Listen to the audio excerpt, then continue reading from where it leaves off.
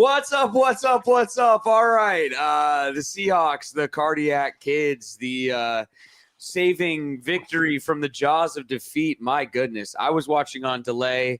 Thank you very much for being here on a bit of a delay. We appreciate all of you for checking in. What's up, all day family? I'm Brett. That is Seahawks legend Lofa Tatupu. He famously tells us that 5 minutes early is on time. We're 5 minutes late tonight, everybody. But thanks for tuning in. Thanks for being here, Lofa. An exciting game that didn't need to be an exciting game, but then it turns out to be an exciting game, and Sammy D gets it done when the game is on the line. I mean, I'm just happy to walk out of there. Was that our 8th straight or 9th straight victory over these guys? Reminds me of back, yeah. Hey, is that good? 8 straight? I mean, that's more than just a trend or a pattern. That's total domination, ladies and gentlemen. And so reminds me of when I played the Rams, right? Played the Rams 12 times, 11-1, if you like that sort of thing. And so, yeah, I mean, it's just not a game you'd like to win, as Brett Davern famously says. A must-win divisional game. A must-win. Yes. It just sets you up so beautifully for down the road. And we don't look past next week, but it's just like, man, we had to have that. Yeah.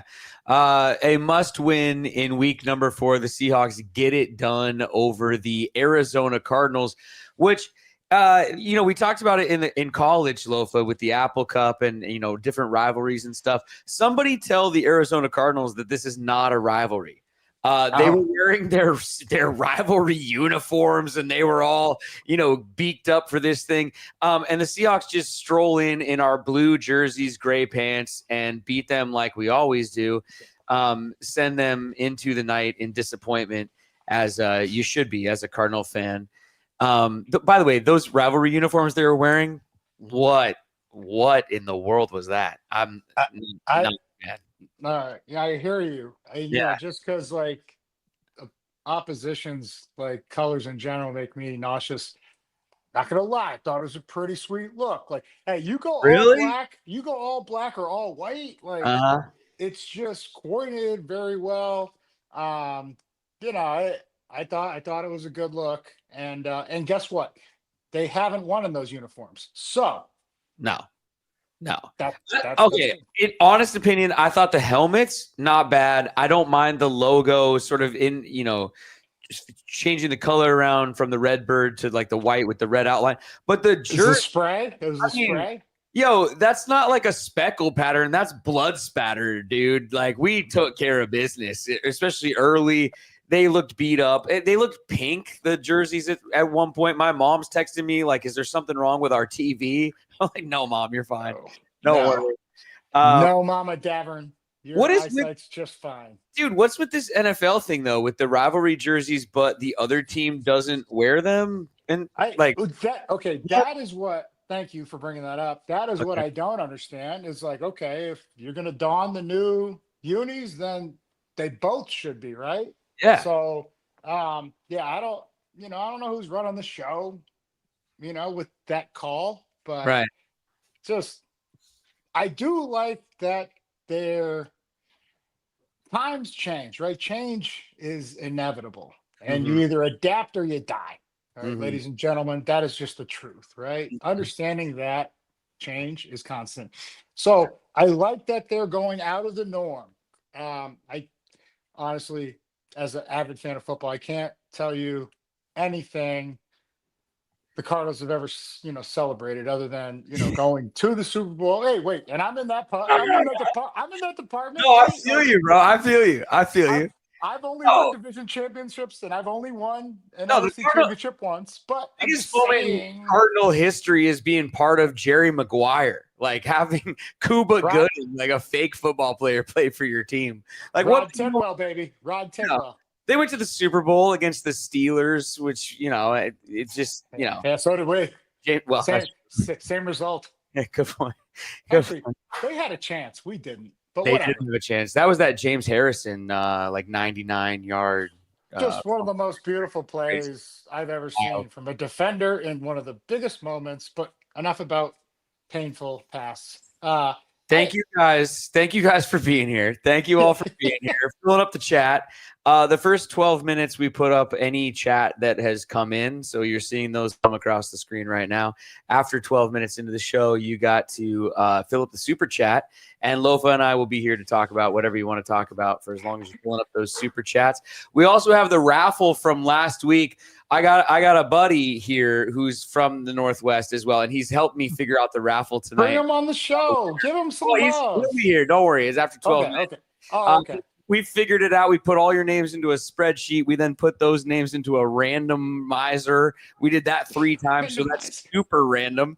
And then from there, we're going to do a random number generator because I didn't feel like filling out 350 different raffle tickets and finding you fucking copy and paste, man. Work smarter and not harder, right? You $100, you got 100 entries. Dude, we're doing this thing digital, bro. But thank you very much to all of you who donated last time. It went really well. We made, I think it was like over $350 for us here at the podcast. And then also the charity Saving Great Animals 50-50 raffle from last time. So we'll get to the winners of those, but I'm putting up your comments right now. Make sure you're filling in the super chat. My question for you guys as we start the show is I mean, honestly, like my question for you is, how do you feel after the end of that game versus the beginning of that game? Because the beginning of that game, I was calling everybody I know saying, hey, the Seahawks are, world beaters and destroyers and watch out, here we come. And then towards the end, I mean, what happened? And so I'm wondering what the chat thinks about that. Lofa, we got to get your thoughts, though. I was driving back from Pacifica. I leave, we're up. I think it was 17-6, whatever. Not a care in the world. I was like, yo, we got this. I'm about to jump on the pod, toast with the all-day fam. Right. And then I walk in to literally a fucking, touchdown. I see DeMarcado run across the goal line, and I was just like, what the fuck just happened? Yeah. And it was only a 10-minute drive from downtown Bellevue. I was just like, and then they kicked the extra point. I go for the win, right? Like but thank God they didn't. They played, they played for the tie and played right into our hands. And we made enough plays, get right back down there. And dude, loved the play. Was a JSN that caught the ball that stretched out going forward. If you stretch out lateral or behind, even though you get out of bounds, the clock winds, and then you don't have that timeout, which set up the Charbonnet run, which was just all fucking grit and effort, and would not be denied, just to get us into a 52-yard field goal, 52. And you love Myers from deep. You love him from deep. 30 in, questionable. 50 or plus. My guy's nutty. And let me tell you, and all day family, you guys should back me up on this too. How are you feeling? As soon as he starts lining up, even though we already missed the other one, as soon as he lined up, I thought of my man Lofa. And I thought, in Jason Myers from 50 plus, I trust. Yes. And we're going to make that t-shirt because it wobbled. So? That thing is headed wide. What would it be? Wide right? Is that I love details, but that's an insignificant detail of what happened. Shit went in. I want my quarterback and my kicker clutch. I don't give a shit if they fuck up the whole game before that. Yeah. Because do you see the defense that we have? The special teams just preach. Dogs. Yeah. Right. So, I'm not worried about just make it when it matters. And that's where a lot of they're gamers, right? Sammy D, gamer. Like I said, we talked about this 2 or 3 episodes ago. I feel like he's remembering who he is, right? He went through a lot of shit early on. Go to the Jets, being the hopes pinned on him, a kid, which is unfair. We're all paid professionals, but you better, if you're getting drafted that high, it's because you're going to a not great situation. And what have I always said? Quarterback is not overvalued, but the hopes are pinned on that guy to be that guy. But look at the history of the game. Has anybody been that guy like where you can't have any help? No, it's a team sport, ladies and gentlemen. Hmm. And every single quarterback had help. Like Joe Montana, Tom Brady, like top defenses and a run game. And then, Joe had Jerry Rice and a guy by the name of John Taylor, Dwight Clark, Tom, Antoine Smith, Corey Dillon, which you'll appreciate, Love it. all you all dayers, Go right? All day Dogs. fan, like, just an absolute savage, and then a top defense. But where he really made his money was when he took care of himself, and I can't discredit like the longevity of like being there when it matters down the road when he had very little help, when they actually were like, no, dude, this is your show. You have to make all the calls and checks at the line. Like Hmm. that's where like the real pressure, but they gave him time to mature to that process. I haven't seen any organization really do that for any quarterback other than the Green Bay Packers. Green Bay Packers, Brett Favre, Aaron Rodgers. Aaron Rodgers, Jordan Love. There's, that's two times. Another, I guarantee you, another fucking 5, 7 years from now, they're going to draft a quarterback in the first round, and it's worked out very well for them Hmm. because there's so many skills you have to learn. Thank you guys so much for joining tonight. Copy the link, paste it, send it to your friends. The number's going up and up. We're at 320 right now. I Send think it. the record has been 450 so far this season. So let's break that record tonight. Your comments are coming up across the screen. I'm getting to as many of them as I can, fast and furious here. And then we'll go to the super chats. So Lofa, I mean, okay, dude, we're kicking ass. They're scoring 3 points, 6 points. We score the touchdown with Charbonnet. You get the BS holding call on JSN. He thought it was BS. He let the entire world know that as he's walking past the microphone there. The look the ref gave him should be a GIF and a meme for It will be. eternity. I mean, my God. Like, and Herb Street nailed it with talking about the look he gives his sons or whatever. That was that was a look that anyone has seen from their parents or parental figures over the years.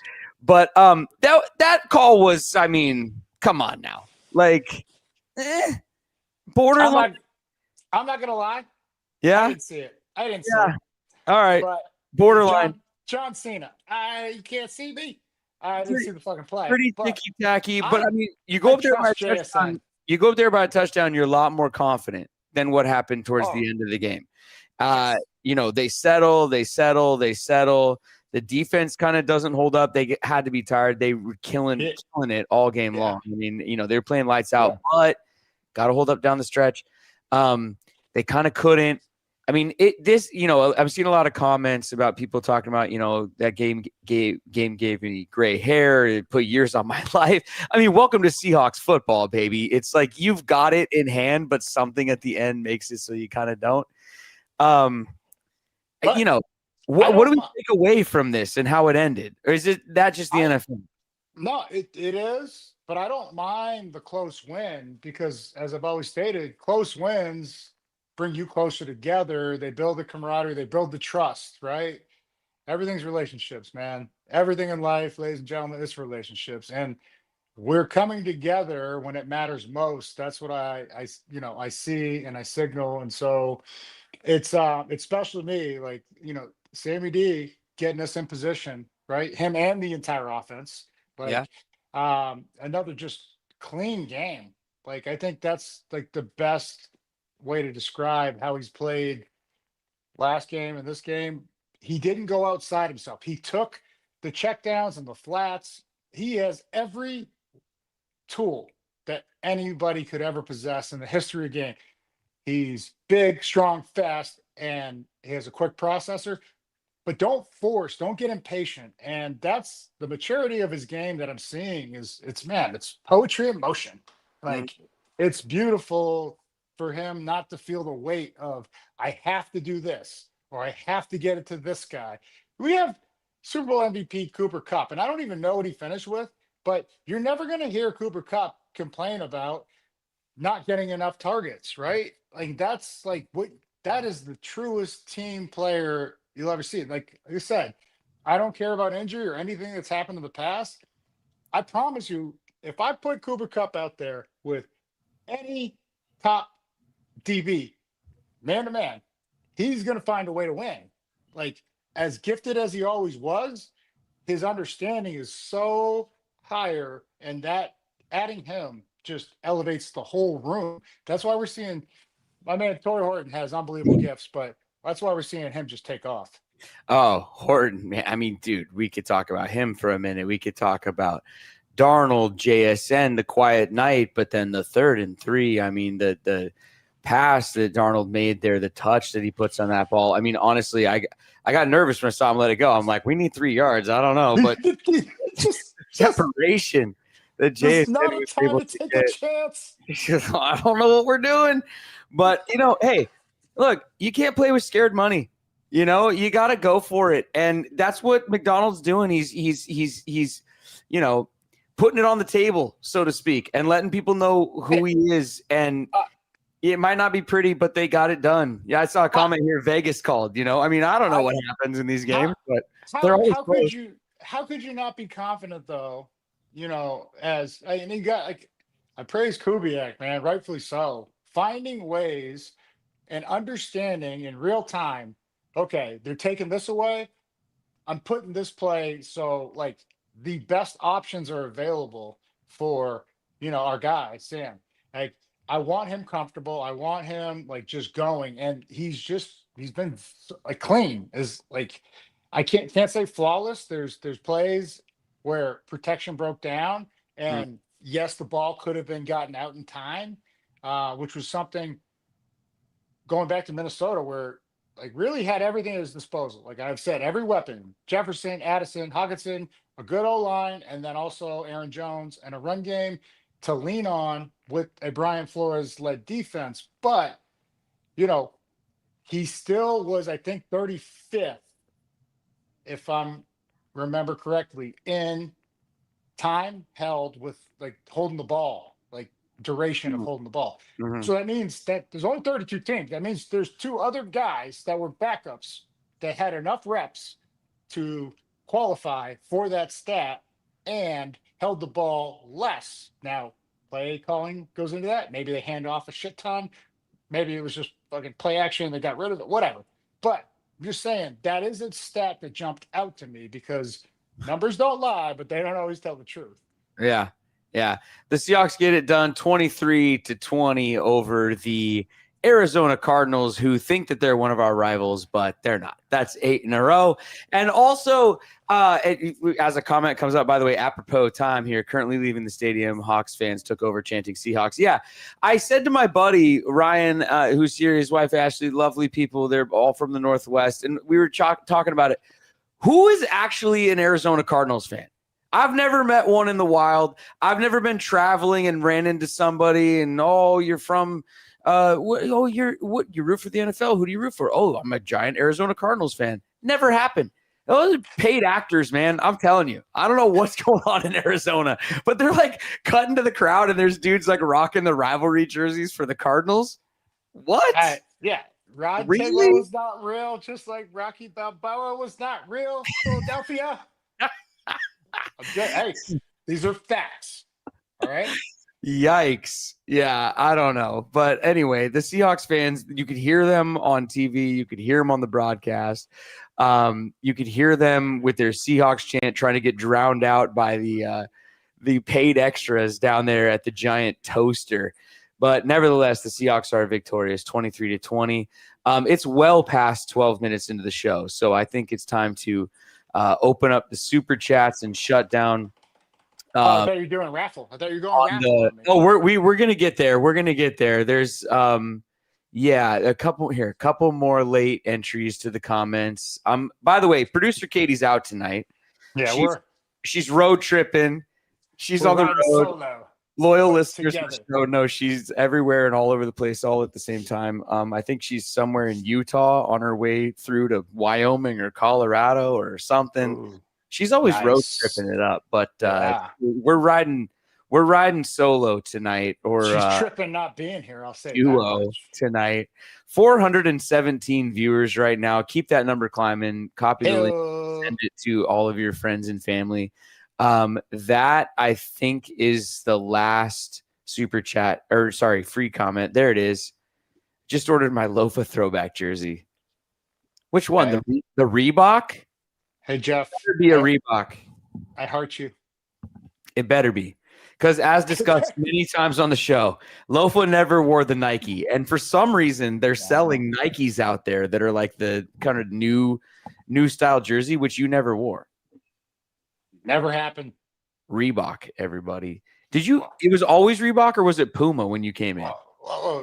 Pump the brakes. I'm a Nike man. That was who I had shoes endorsement sponsorship by. So I just want to show them love, right? Okay. But I didn't have any decision on what jersey I wore. Yeah. Right? It was different. Back in the old days, back in my days, you were just lucky to get a uniform.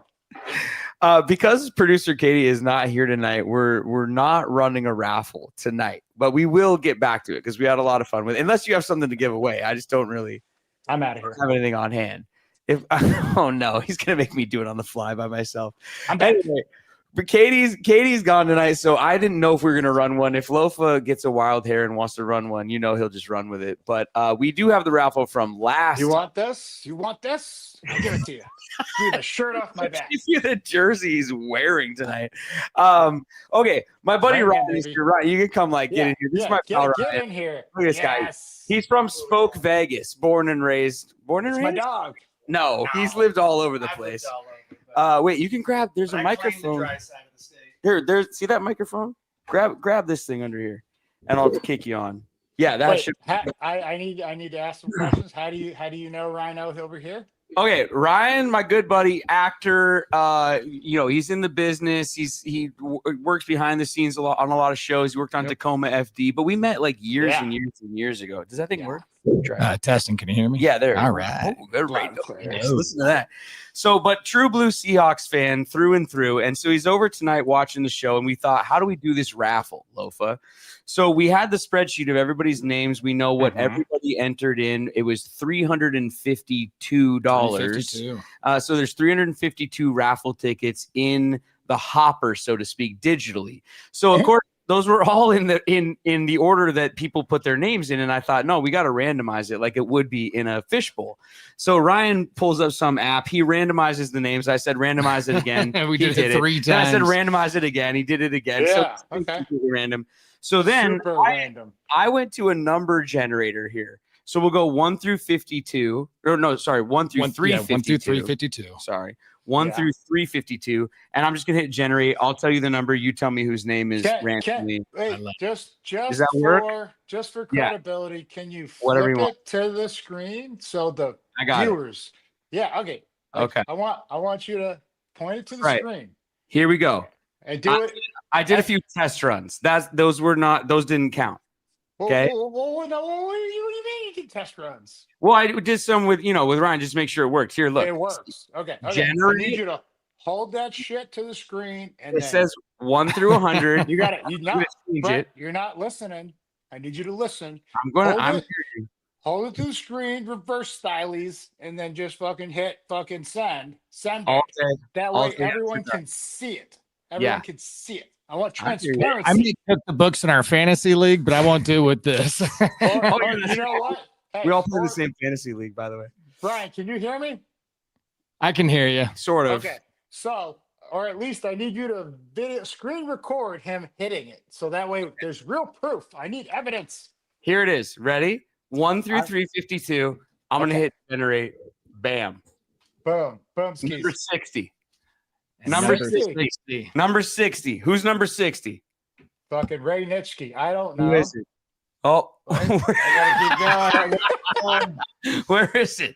Don't scroll too far on my phone. Yeah. Where is it? See it? Number 6. Keenan.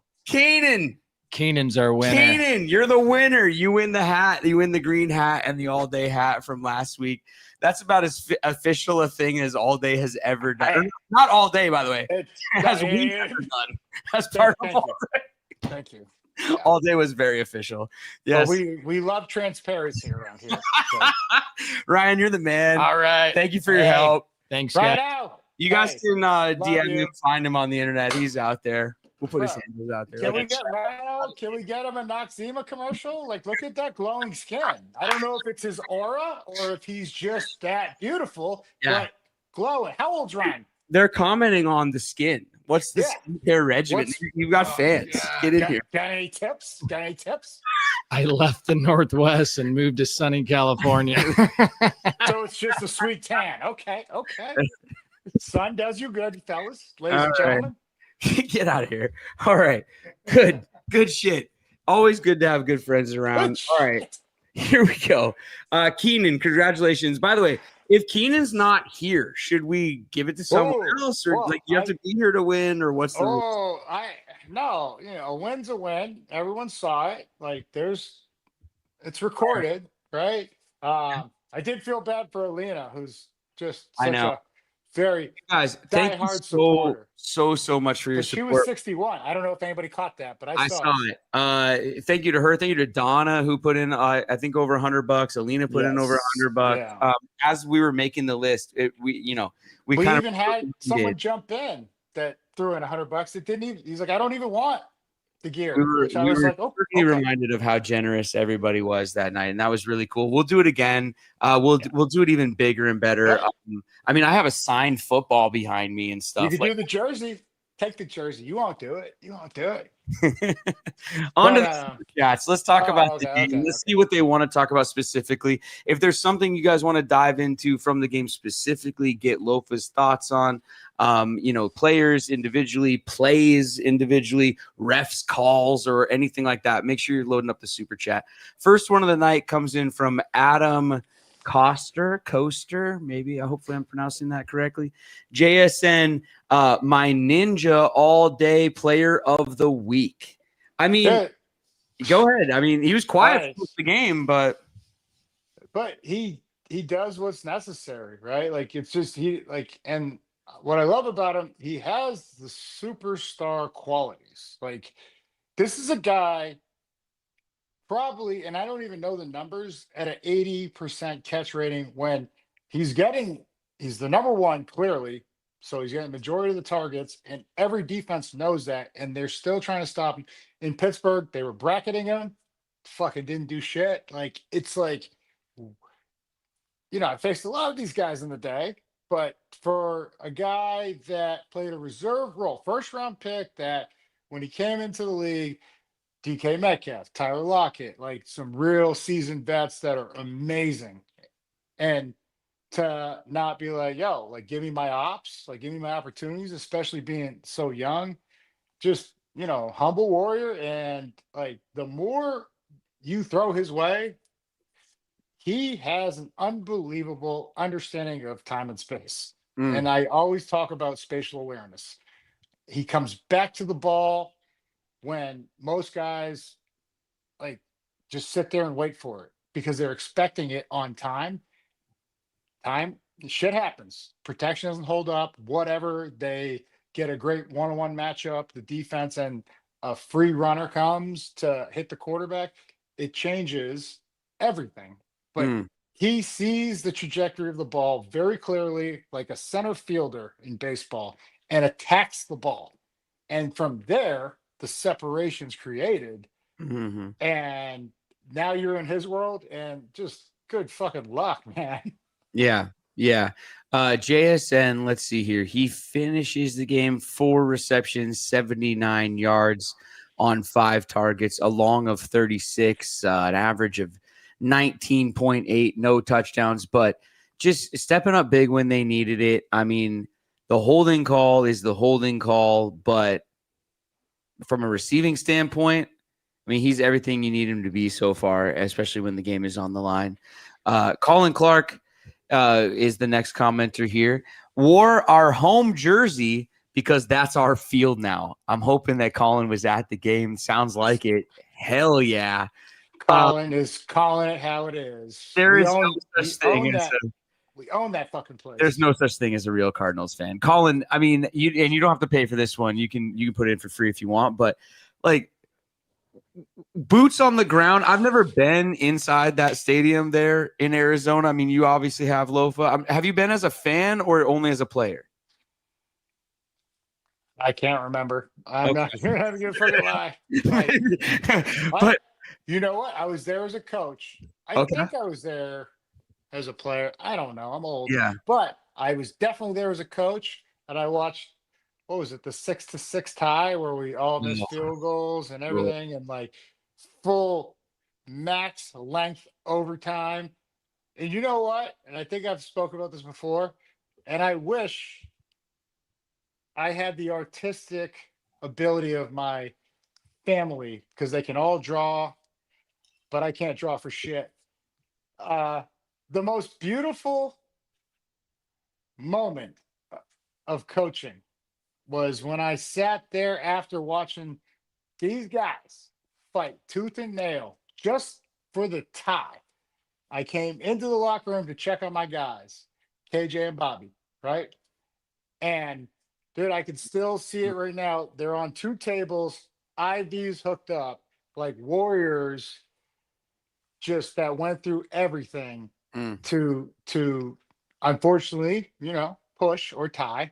But it's still so vivid in my mind that I wish someone just captured that picture. I have it here. Unfortunately, it would be stick figures, like not like I don't even know if I can go two-dimensional on it. Like, but I'm gonna see if I can commission an artist to like draw what I can articulate what I Yeah, saw yeah, because it was two guys that gave their everything. And Bobby, he stopped David Johnson. Remember how good David Johnson was yeah. on the one, like the half-yard line in the hole. And it reminded me of Ken Norton Jr. stopping Kenneth Davis in the Super Bowl with the Cowboys and Cowboys. Bills. Yeah, and Nort coached Bobby, so it's just like all the emotions and all the feeling of man, like warriors that always put it on the line, but then also gave back to the game. And Nort coached me, and then I got to coach. I don't know if you call it coaching, but I got to hang out with Bobby and KJ while I watched them kick the shit out of people. But it was just a special moment in time that I'll never forget. Unbelievable, Mm. man. And yeah, so and I don't even know how this question started, That's all but right. We had man, there's some free comments coming in saying that they'll bid on the jersey if you take it off. Which I mean, we are on after dark tonight, but I mean, yeah, guys, I got to save something for my OnlyFans. it's not that late. Yeah, go subscribe on the other website. Here's this one coming in from Board Skyler. He says, "Can we let Sam cook?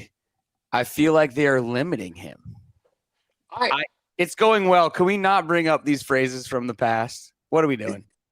yes, I love and appreciate that perspective. It ain't broke, don't fix it, ladies and gentlemen. But I understand that frame of mind.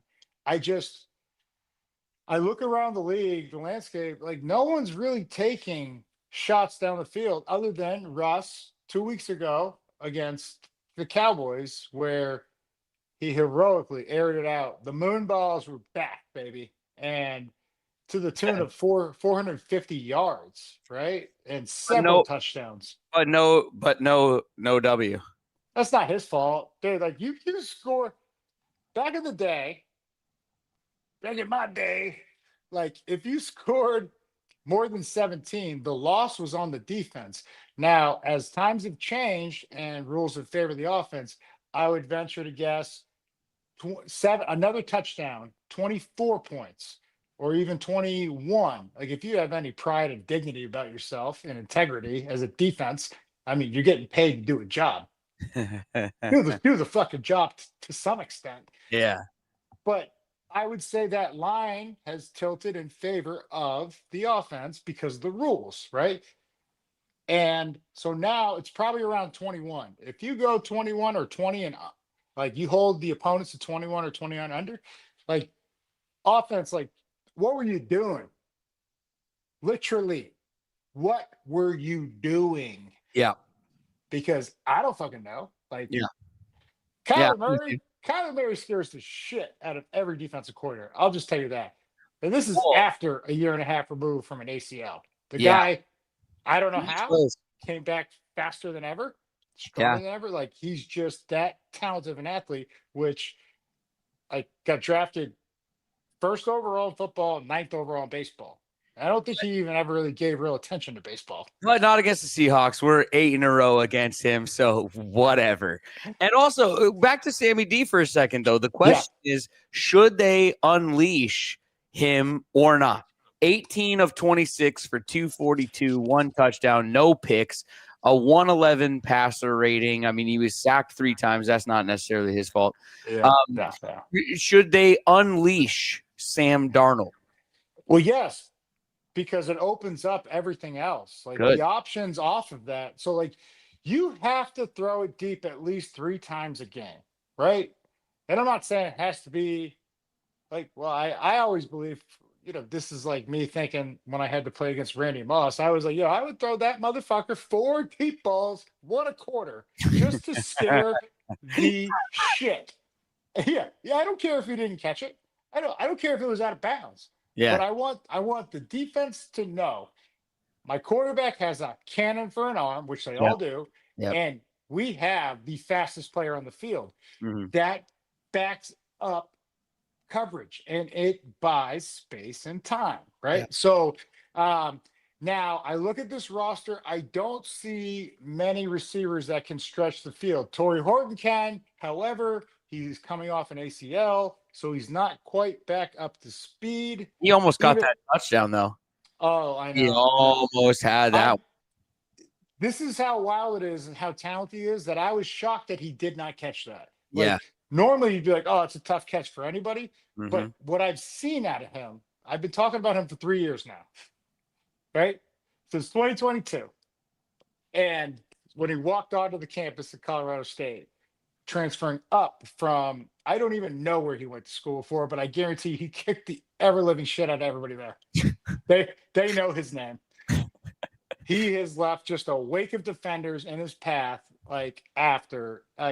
That's how special. Even was Koob said the only other person skill set wise that he's seen similar at this early in their career was Justin Jefferson when he spent time with him. I was going to bring that up. Yeah. That is wild. That's high praise. But I'm telling you, had he not torn his ACL speed wise, he was, but Jefferson's a little bigger, a little stronger. And it was just the matter of facing the greatest competition, because when Jefferson was in the SEC before the NIL, it was like the best competition. And so you knew that this is what it's going to happen. It's not a matter of if, it's a matter of when. And Jefferson is one of my favorite receivers to watch. Just the creativity. And this is what this kid possesses naturally. It's innate. Well, they're focusing on him on the broadcast too. I mean, like the broadcast is sort of making him a star. They've got their, sort of a graphic package already for him. And their talking points ready for him. He went to Nevada and then Colorado State, by the way. All right. Well, so that, I'm going to respectfully, go Wolfpack. I'm going to respectfully, say I'm sorry. I apologize because Nate Burleson went to the Wolfpack. Both of his boys, Nate Jr. and Nehemiah Burleson, are at the Wolfpack currently. So there you go. I'm sorry, because that's Nate, the greatest blend of quickness, agility, time and space, and he was a 400-meter sprint champ, if I'm right. So he had track speed. It's very rare you see somebody with that combination of both. Usually they're very fast straight line or they are quick and shifty. Nate had it all. Well, we'll see what Torrey Horton becomes. I mean, right now he's looking like one of those John Schneider, just late round, sort of, 5th round pick. 5th round. Heel, 5th round. All that kind of thing. 5th round. Insane. Super chat here. True Metal Jake is entering the super chat. Thanks for being here tonight, Jake. Says the show is more fun at night. Oh, okay. Let's go back to the old time slot. Great win. Go Hawks. Well, respectfully, Jake, I'm just going to tell you, I can't drink at 1 a.m.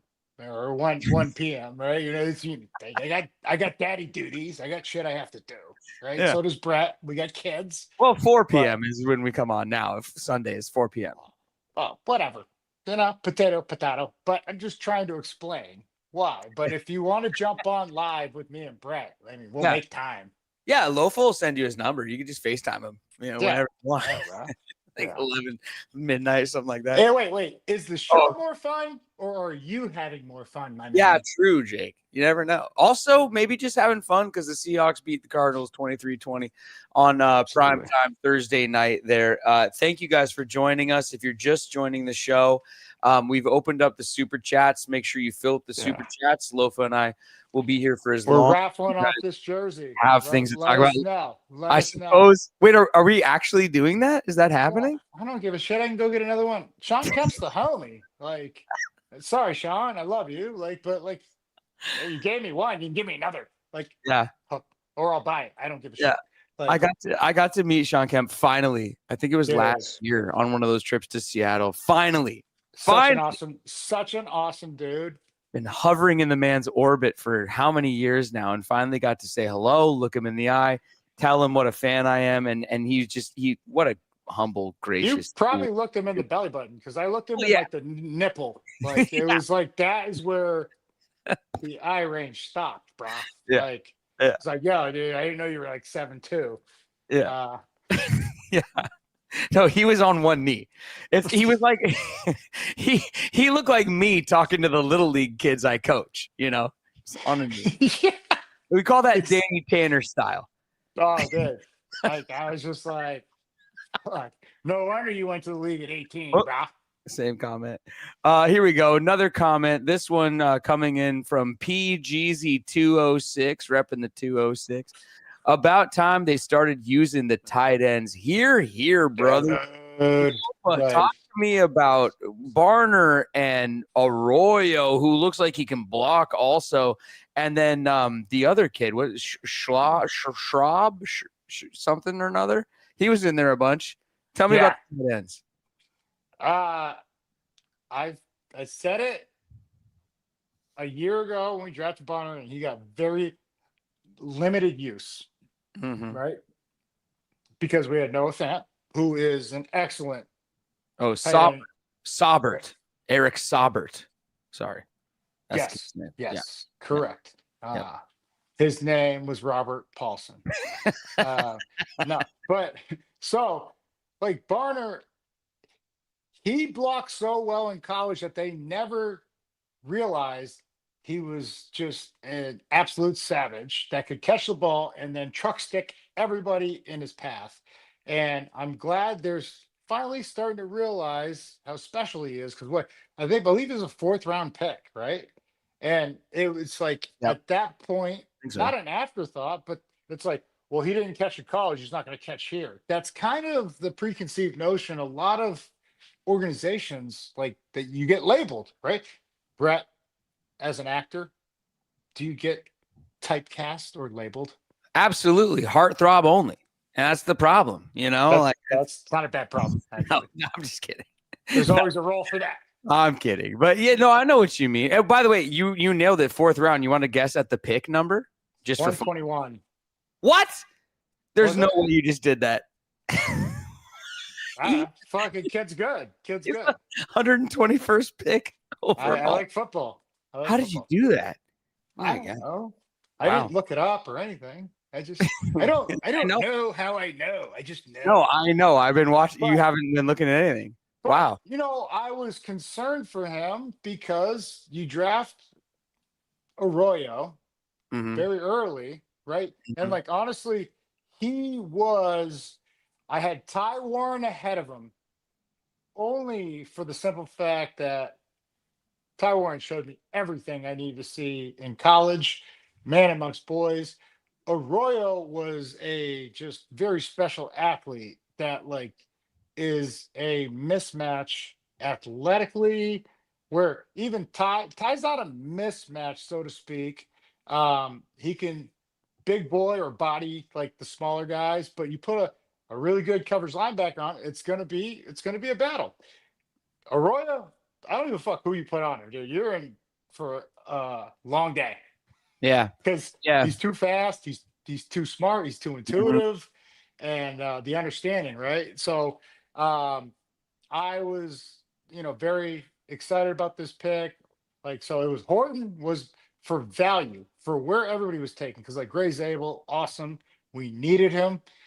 You don't want to draft a guy for need, but like a guy that plays all 5 positions, like even center, yeah, fucking bring him over. We need that guy. Yeah. But Horton was my favorite pick. Obviously, even Worry, everyone's excited about. But my Yeah. second favorite pick was Arroyo, and then the Martinez. And I think we just recently probably let him go. I think that's what I read. But that I just believe in that kid because every step of the way, he just like the legs don't stop. And when you see something like that, it's like, you can't beat somebody that refuses to quit. And Yeah. he'll resurface, trust me. How about Arroyo on there was like a play where Darnold's like rolling out to his right, I believe. Or The adjustment, really the rolling out, adjustment, but the the adjustment. It was to the adjustment right. where It was to the right. It was sort a of flat they're route. not covering him, and Arroyo points like send me deep, and Just Darnold's fucking like Darnold doesn't. He sends him like an adjustment ball that's like an unspoken thing between receiver and quarterback. Lofa will speak on it better than I can, but like for a rookie, and as just a fan sitting there on the couch going, for a rookie to know to make that adjustment when the ball is in the air rather than obviously being able to talk about it on a whiteboard beforehand, just showed maturity. And then him blocking, he was out in front a couple times and he looked nasty. Like he just wants to play ball like a Seahawk should. Brett, if I had any emotions or tear ducts left, I'd cry right now because it sounds like you've actually gained a little insight about what I'm talking about. Is like shit goes down on the field, right? Shit happens. How you pivot and act or respond is everything. He was in the flats. He looked over. He's like, oh shit, I'm about to run out of bounds. He's like, oh, Sam's right here. He's rolling out to me. This guy's just like oblivious to it's zone off. It was He's sweat. like, I'm gonna turn this shit upfield. Well, yeah, that's what. Well, this is what happens when you put one of your best pass rushers, one of the league's best pass rushers, in coverage. Right. It's like you shouldn't have that much time. But Sam bought time, changed it, and then I was like, well, fuck it, I'm gonna go up the sideline. And he was like, yo, fucking send it. And Sammy did, and it was a beautiful play that it was very ad lib. It was not designed like you're saying. And so it was just cool to see that is what we like to call chemistry and trust, right? I trust that you're going to come down with this ball. If I put it anywhere in the vicinity, like I'm just going to fucking send it. And it was cool to see that.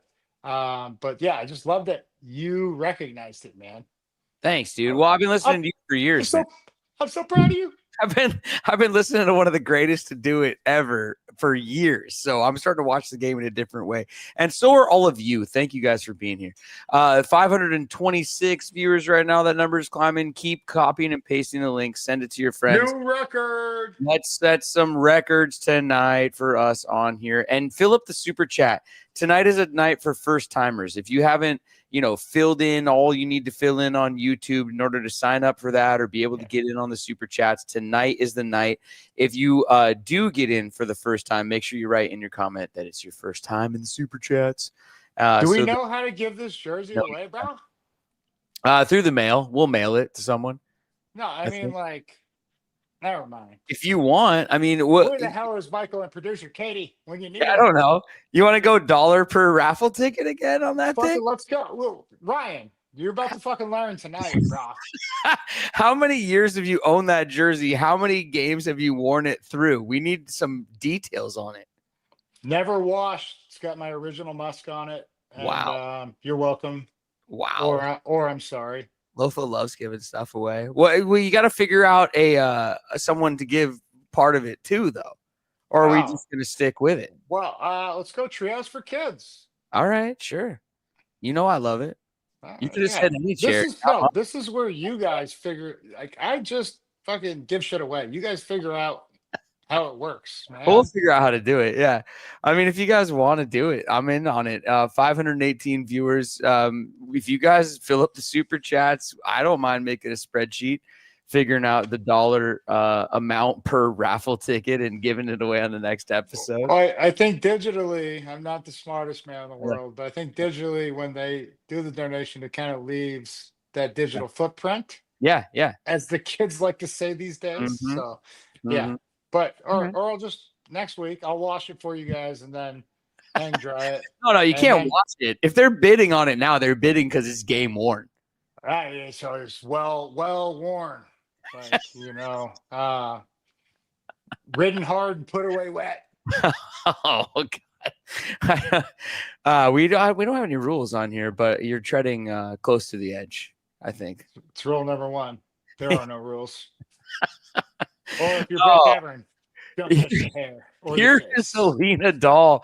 Alina Dahl, our loyal, long-time listener. Alina, I'm not sure if you saw earlier, you were one person away from winning the raffle. It was so close. But we love you and we appreciate your support. Alina Dahl tonight says, ESPN said the Cards unis were sand being blown in from the desert. Let's call it what it is. Dirty, turdy bird jersey. Bad choice. Turd shirts. Shaking my head, which she put in as SMH. I couldn't agree more. I said to my friends who were here watching it, I said, I think it's supposed to look like a robin's egg, but it looks like robin's poop. That's what it looked like. The helmets were fine. The jerseys. But, Alina, I saw a clip the other day of Efton Chisholm. I don't. 3rd, 4th, 5th, I don't know. But royalty, let's just call him that. But Vrabel, who coaches him, he said he asked him the question to answer the question because he's like, you're pretty much the poster child for how to do shit right. And anybody in this all-day fam that has a kid playing sports or anybody in the journey of like, this is what they want to do for a living, listen to how the drill is supposed to be ran and execute to the best of your ability. But the biggest detail you can pick up is watching when, like, all I would do if I heard the head coach say, after Chisholm 3rd, like explain how this drill's ran, I'd be like, all right, well, I'm not only going to listen to that, but when I watch him do any drill, I'm going to watch with the intentionality and the purpose of getting better. I was like, that's what they want, then that's what I'm going to do to the best of my ability. So hats off. Yeah. Hats off to her Cuzzo playing in the league. Yeah, let's hats go. off. And the uniforms were terrible. The Arizona Cardinals remain to the point. Yeah, my bad. Just one of the most laughable teams in the NFL. I'm sorry. I've never been a buyer, never have been. I forget they're in our division all the time. I think everybody does. They have a bunch of weird little an air raid siren that they wind. They have a little wind up toy that they do to get the crowd pumped or what. I don't know. The whole thing. Yeah, that's cute. At the end, I thought to myself, are we really gonna kick this thing to these lame ass Arizona Cardinals? And thank goodness that Jason Myers was true, because it almost happened, but it didn't. And we proved victorious. More super chats. Our friend Donna Stockmeyer, who was here last week. Donna, we love you so much. Thanks for being here. Donna says, this is exciting. This is exactly why I have to call out sick for work when they play night games. No one would be getting drinks at the blackjack tables. Plus, I get a little animated. Happy we got the win. Hell yeah. Oh, not with that attitude, Donna. But yes, we love you. Hey, a little pain and suffering makes you remember you're alive. Appreciate it. True. Hold on to it for a brief second and then release it. I mean, it depends on what you do the next day, right? Like, are you flying a commercial jetliner? All right, maybe not sick. Are you a crossing guard at a public school? Like, yeah, fine. Good. High risk, Oh, Like, actually, let's. hold on. You're still in charge of some safety there. I probably shouldn't Well, recommend. yeah, maybe call in sick. Use your vacation days, ladies and gentlemen. Yeah. Take one for the team. If you're responsible for anyone's safety, call out sick. If not, just go to work and suffer through the headache like we all do. And you know why? You know why we suffer through those things? Why? I'm just going to tell you, as a fucking competitor, because when you can reframe the information, ladies and gentlemen, to any injury, physical. I never told you guys, but I snapped my finger in half the other day. Popped it back in like a savage. No big deal. Because guess what? No sick days. No sick, but the proper perspective was like, okay, so it's dislocated. I don't have time. I was playing a golf tournament. It's kind of embarrassing, right? More and more tape playing golf than I have playing football. I just snapped it back in place because I got 9 more. And that is true perspective, right? So it's reframe the information. It's like, I got like 9 more lives. I love it. I love it. Speaking of blackjack tables, Donna brought it up, but speaking of blackjack tables and wagering and all of that, our good friends at FanDuel.com want me to take a second and let you know that FanDuel.com is the way to go when you're wagering on sports. Use their app, go to the website, whatever you want to do. It's all good. Baseball, obviously, the MLB playoffs right around the corner. Our Seattle Mariners division winners. First time in 30 cajillion years, but they got it done. And there's that. There's the NBA starting up. You got the NHL's in preseason. Of course, anything NFL. Go to FanDuel, get it done, and use them because that's what we want you to use. That's what we do. That's what we care about. That's what we do around here, man. Here's another one. Darth Soldier tonight checking in.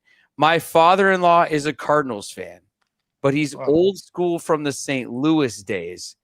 Like that's old school, by the way. If you're that old of a Cardinals fan, I'll give it to you. He is a grizzled old vet. Good for he's been through some very dark times. This is a guy that we should invite on to tell us about mental toughness. When were they in St. Louis last? 1973. No, I have no idea. Larry Wilson? I would rock a Larry Wilson jersey. I mean, geez, like that's a long. I mean, I can't even believe you pulled somebody's name out. Can't wait for you to look this up. I'm trying to look up St. Louis Cardinals football. It just keeps giving me the same answer or the score of tonight's game. Maybe we should ask Darth Soldier, right? Yeah. Work smarter, not harder, Brett. I'm Wikipediaing it. I'll come up with an answer eventually. That's still not anyone checking in on a true red Phoenix Cardinals, Arizona. By the way, Arizona Cardinals, one of the only sports franchises I can think of, one of few that use the state name, not the city name. Not that many. Oh. I know. Not that many. Arizona Cardinals. Yeah. Arizona Diamondbacks. Both those teams do it. Kind of weird. Oh, yeah. Seems like that's a coincidence. We needed 3 to be a pattern, so. The Florida Marlins, the baseball team, but now they're the Miami Marlins, so they switched. Yeah.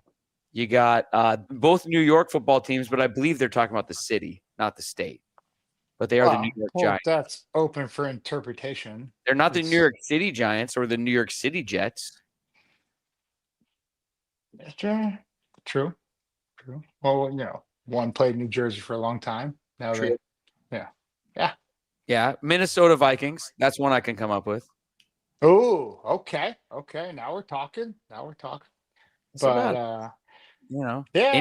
Indiana Pacers. What city are you gonna? Fort Wayne? Like like highlight? Like let's say Indianapolis, right? Okay, sorry. Yeah. Where the combine's always held. Yeah. Here's a comment from Melina Dahl again. Brett, what the hell was up with that miss kick?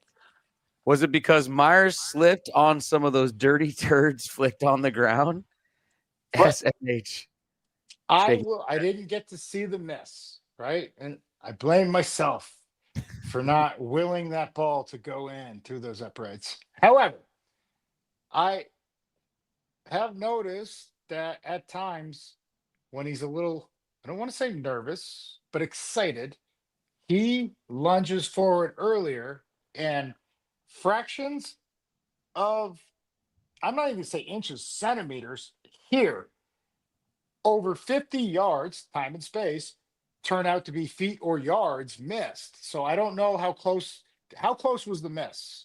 Was it like close or was it just like fucking like, you know, sailed far right? He missed it. Like, are we talking here? Talking here? We talking like fucking like. I have to be honest with you. I fast forwarded. I only caught the replay of the snap because I was catching up in real time, and I fast forwarded. And or actually, what happened was my kid was fast and hit play, and then it had already happened, and I was trying to speed through, and I said, "Don't even worry about it. He missed. I don't even want to see." So I'll have to, but Okay. he definitely missed it. Well, In an just ask the opportune chat, jump in, chime in here, like help us, help Mhm. you, like literally help us. So, because like, I just need to know how far was it far, or was it like yo? We got a super chat coming in from Yato BB puts in $1.99. No comment, Yakabi Magatu. but we appreciate you being here. Thanks for that. There's Well, that. Alex Santos joining the chat tonight with a $4.99 comment. It's time for JSN to get his X factor, ice in his veins. That's why we play 4 quarters. well, I don't have any problem. Like, and maybe I'm misconstruing the comment. It's just a comment, but like ice water in his vein, like he is, which this is very, what do they call it? Apropos to the team, late Danny Green, God rest his soul. He is who we thought he was. He is an absolute savage. And like, but he's not going to complain about opportunity. Like, cause he very, like, just over the first month of the season could easily just be like, yo, I need 10 a game, 10 targets. And you know he'll catch 7 to 8 of those. Like that is the rate at which he's hitting at. But he's a team player, like even Garrett Wilson, Olave, like Emeka Buka, all these guys that are having massive success, Marvin Harrison, they were all in the same wide receiver room and they all pointed to him and said, that is the best receiver. And yes, there was an element of humility when they said that, but there was also a lot of truth because of what we're seeing. I wish if there's any Ohio State fans in this all day family, chime in and please tell everybody how ridiculously absurd JSN was before he tore his hamstring damn near off the bone. Yeah. He fought through it to play his junior year when, like, literally he only went back to play his junior because he was like 20. Like he couldn't, he was only 2 years removed from high school. You have to be 3 years removed in the sport of football to get drafted. Like he could have went and trained for a year, but he was like, no, I'm a competitor. Like, so I never questioned his heart. I never questioned his judgment. And so I would like a little more detail about what you mean, because I just don't see how I interpreted that question. It's It could not be. that you're wrong. They might be saying that towards the end he got that ice water in his veins and stepped up when we needed him to step up. Possibly. Yeah. I'm just trying to Yes. translate. Yeah. You guys can let us know. Exactly. But I mean, is it his fault that he didn't have those catches throughout the game the way that it was going? I mean, Sam Darnold was an efficient, like only completed 12 passes at that point. It's not like he had that many chances. But JSN was 4 or 5, 70 yards from Yeah. the stats you rattled off. Like, it's a fucking high clip, right? Like, Yeah. And so I have no qualm or worry. He does what the game, he does what's necessary, what the game dictates, because situations and time changes like what we need. And he did it. He always does what we need. I just always take it back to like I'll never forget the look on Jalen Ramsey's face, who probably going to be wearing a gold jacket one day, when he was just like, how? Like, I see these kind of instances or moments in time where it's just etched in my mind. And he grabbed the hell out of his like back pad or jersey, should have been called for a hold.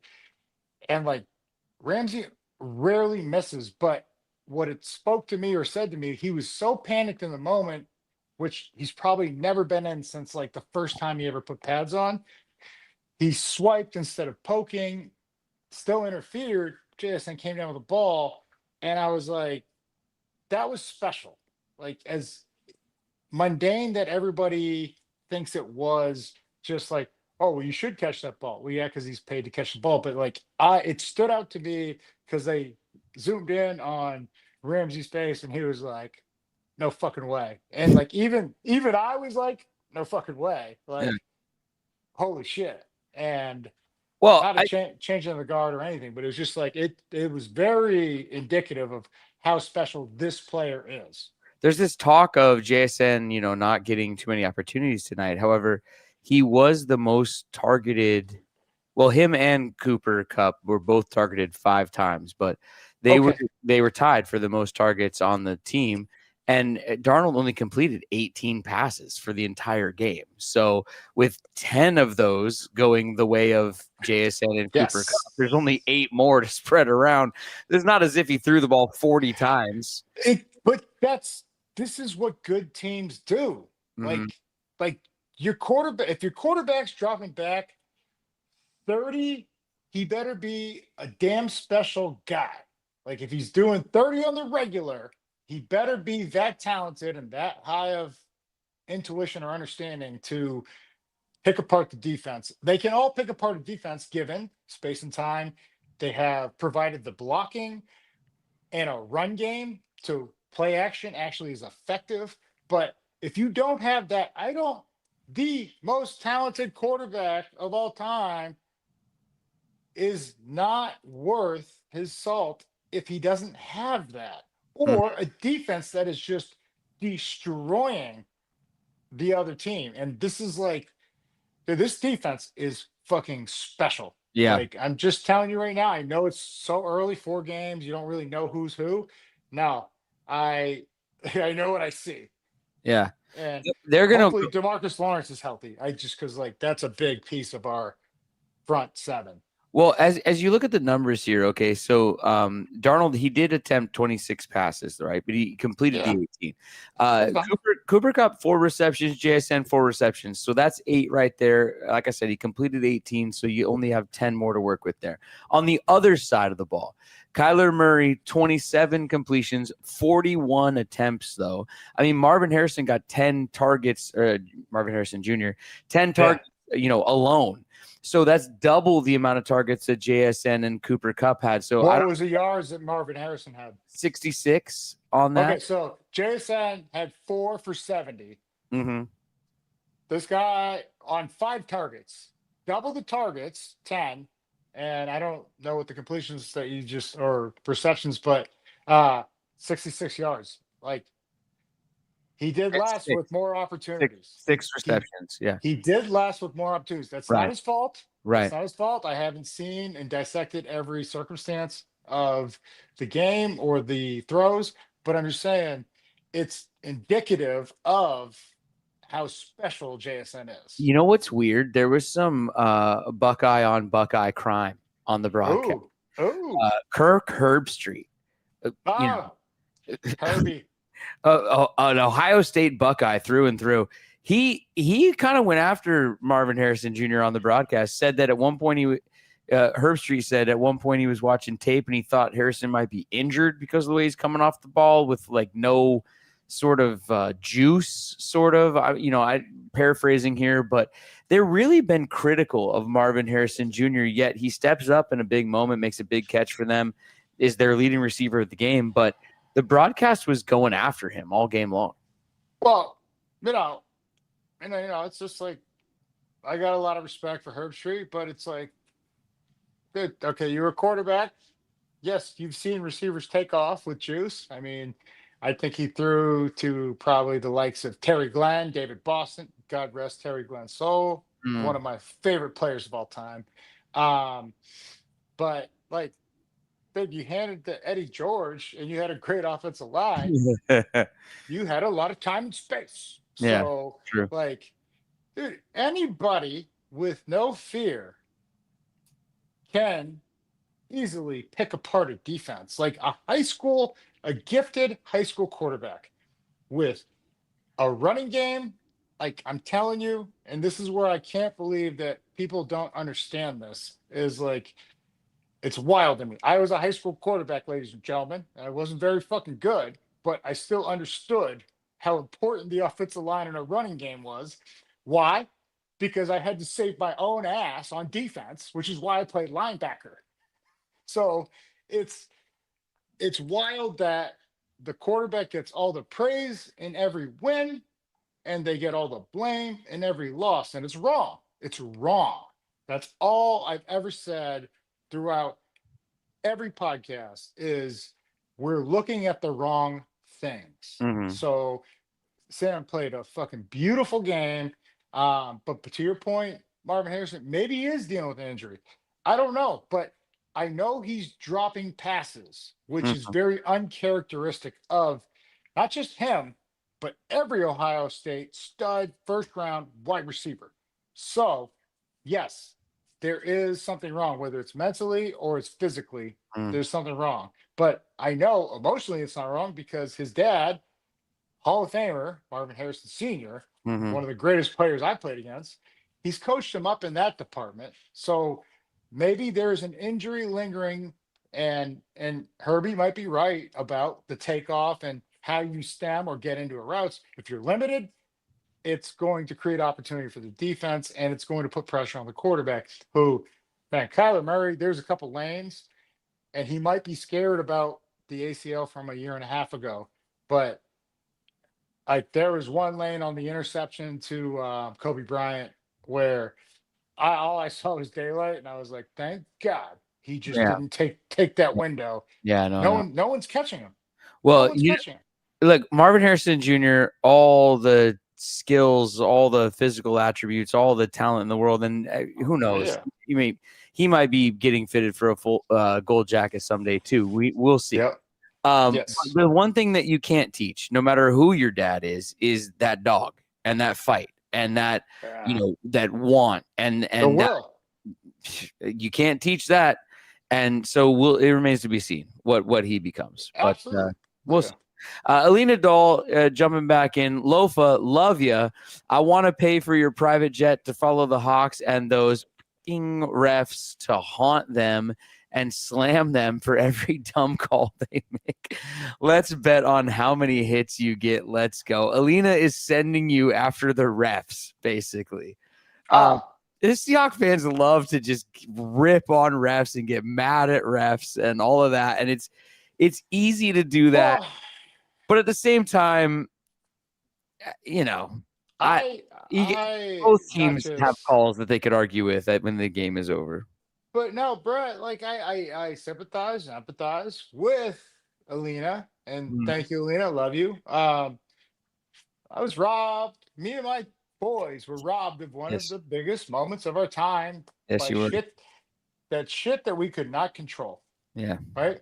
Yeah. Like, I still will stand by who the fuck cares what happens? Do better. Like, and that's something, especially the head man that coached us, Mike Holmgren, always preached. He's like, no one cares. Like, keep going. And like, discipline was everything. Were we wildly undisciplined? No. Like, which is what they came back and like apologized. And I was like, I don't, I'm like plugging my ears. I remember being in that meeting room. I was just like, no, like this can't be happening. I respectfully rather you just say you saw it, you called it how you saw it, and we can move on with life. Because, but it's tough when it's a game that you've dreamed about since you were fucking 5 years old. Yeah. But, but yeah, Alina, to answer your question, I'll gladly hit a ref. Bail me out, girl. Bail me out. Ford Skyler jumping back in the chat here. You guys can keep filling up the super chats. We'll be here for as long as you want to be. Ford Skyler says, I feel like it's poorly worded, laugh crying emoji, but I just feel like we limit his ability and pay him 37 mil. He's talking about Sam Darnold. Ford Skyler put a comment in earlier about letting Sam cook. So this is Ford Skyler sort of clarifying. Again, I'm going to start from the beginning. He says, I feel like it's poorly worded, laugh cry emoji, but I just feel like we limit Sam's ability to pay him 37 million seems excessive for the cost versus his ability. Love you guys. So he's saying, hey, we're making an investment in this guy. We might as well let him cook. Well, you live by the sword, you die by the sword. But thank you for clarifying, because words give me trouble, even though I'm on here talking, ironically. I was a big numbers guy, right? So you don't, yes, we're paying him, but we're paying him to win games. And win games does not have a stat line. We only give a shit about, did we win or did we learn? This is how the winner mentality. Winners win or they learn. There is no loss, because winners will always take moments and understanding of how not to get beat going forward. Losers, they take nothing from the experience. They just flat out fucking lose. But I don't believe, other than Cody White, who I've been talking about for 2 years now, and he just hasn't been healthy. Maybe Tariq Young. Those are the only speedsters, because we let, after we paid him to come in, Valdez Scantling. Those are the only guys that can stretch the field. When you have a weapon like that is just so fast, and like, you just have to put the fear of God in them that they can go over the top. And now more space and time is created. And like, that is how you really capitalize or take the advantage over a team, by striking fear into them. What you were in these coaches' rooms, and you were at the facility and you were coaching with Pete and all this stuff. Fans always get into the contracts and what players are being paid, and are we using that player for what the contract is worth and things like that. Coaches don't talk contracts, do they? Or, hey, this running back's getting paid this, so we might as well hand him the ball. I mean, nobody's thinking like that inside the facilities, are they? No, you're paid to pose a threat, like to literally, like I said, strike fear into the opponent to make them recalculate and rethink their decisions going forward. And honestly, my superpower was organization. Like, I could make split second decisions. Thank you, ADHD, when everybody thinks that's fucking disease or disability. I was like, that's a superpower. My mind just fucking jumps. Just keeps going. As all day fam, but I could put us strategically and read patterns in fractions of seconds so quickly. I could compute the math game to where I was like, oh, bro, this is bullshit. This is play action. Like, no, like, but I still relied upon several elements of the team. And like, that's what's wild to me, is like, when so many people get credit, if they don't show love back to who made that play possible. Every interception I had, other than one, was off of pattern recognition that I knew. I go, if they get into this situation, 3rd and long, 2nd and long, after an incomplete or pass or a run, I knew the advantage tilted in my favor, our favor.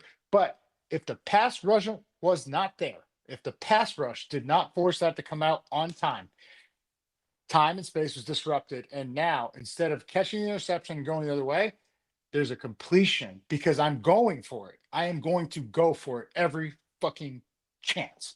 I'm not sitting back waiting.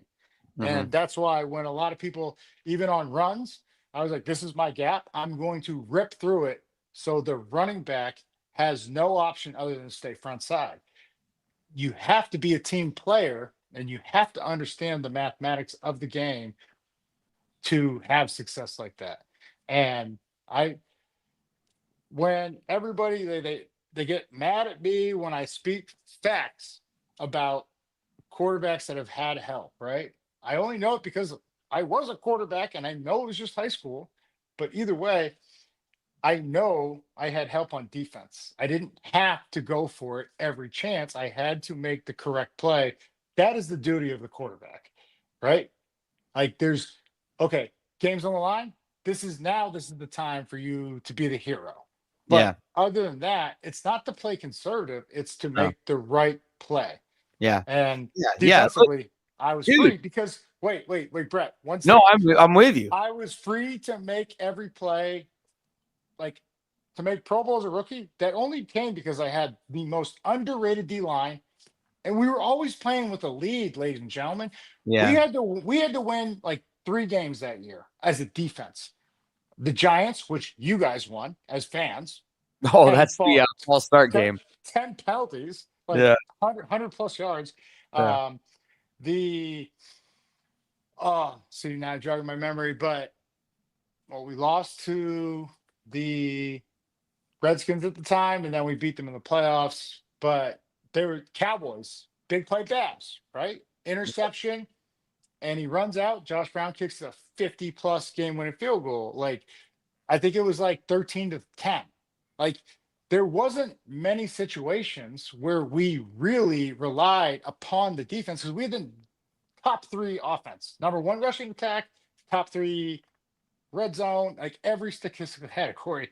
Sean Alexander MVP, Hasselbeck Pro Bowl. Like we had dogs all across Yeah. the board on offense. Yeah. So like I've gotten too much praise for it. It's unfair praise, but I always said like, no, this is why those circumstances happened. Yeah. Like, does that make sense? No, I feel you 100%. No, I know what you're saying. That offense was crazy. I mean, not to take anything away from you guys on defense. You don't make it that far without a strong defense. But that offense was one that you'd win the coin toss and they'd want the ball, which so you absolutely rarely happens. you hit it on the head, Brett. Yeah. Why do we want the ball? Because we know they're going to march down and score. Yeah. Right. And so on defense, when you have that confidence of like, well, even if we mess up, our boys got us, right? That's a true team environment. That is like going together. But like, dude, like when it was a predominantly, I would say, I would venture to guess there was at least 65 to 70% running offenses back then. Yeah. So all I got to do is worry about 9-on-7, and then we go up 2 touchdowns. All I got to do is worry about dropping into coverage.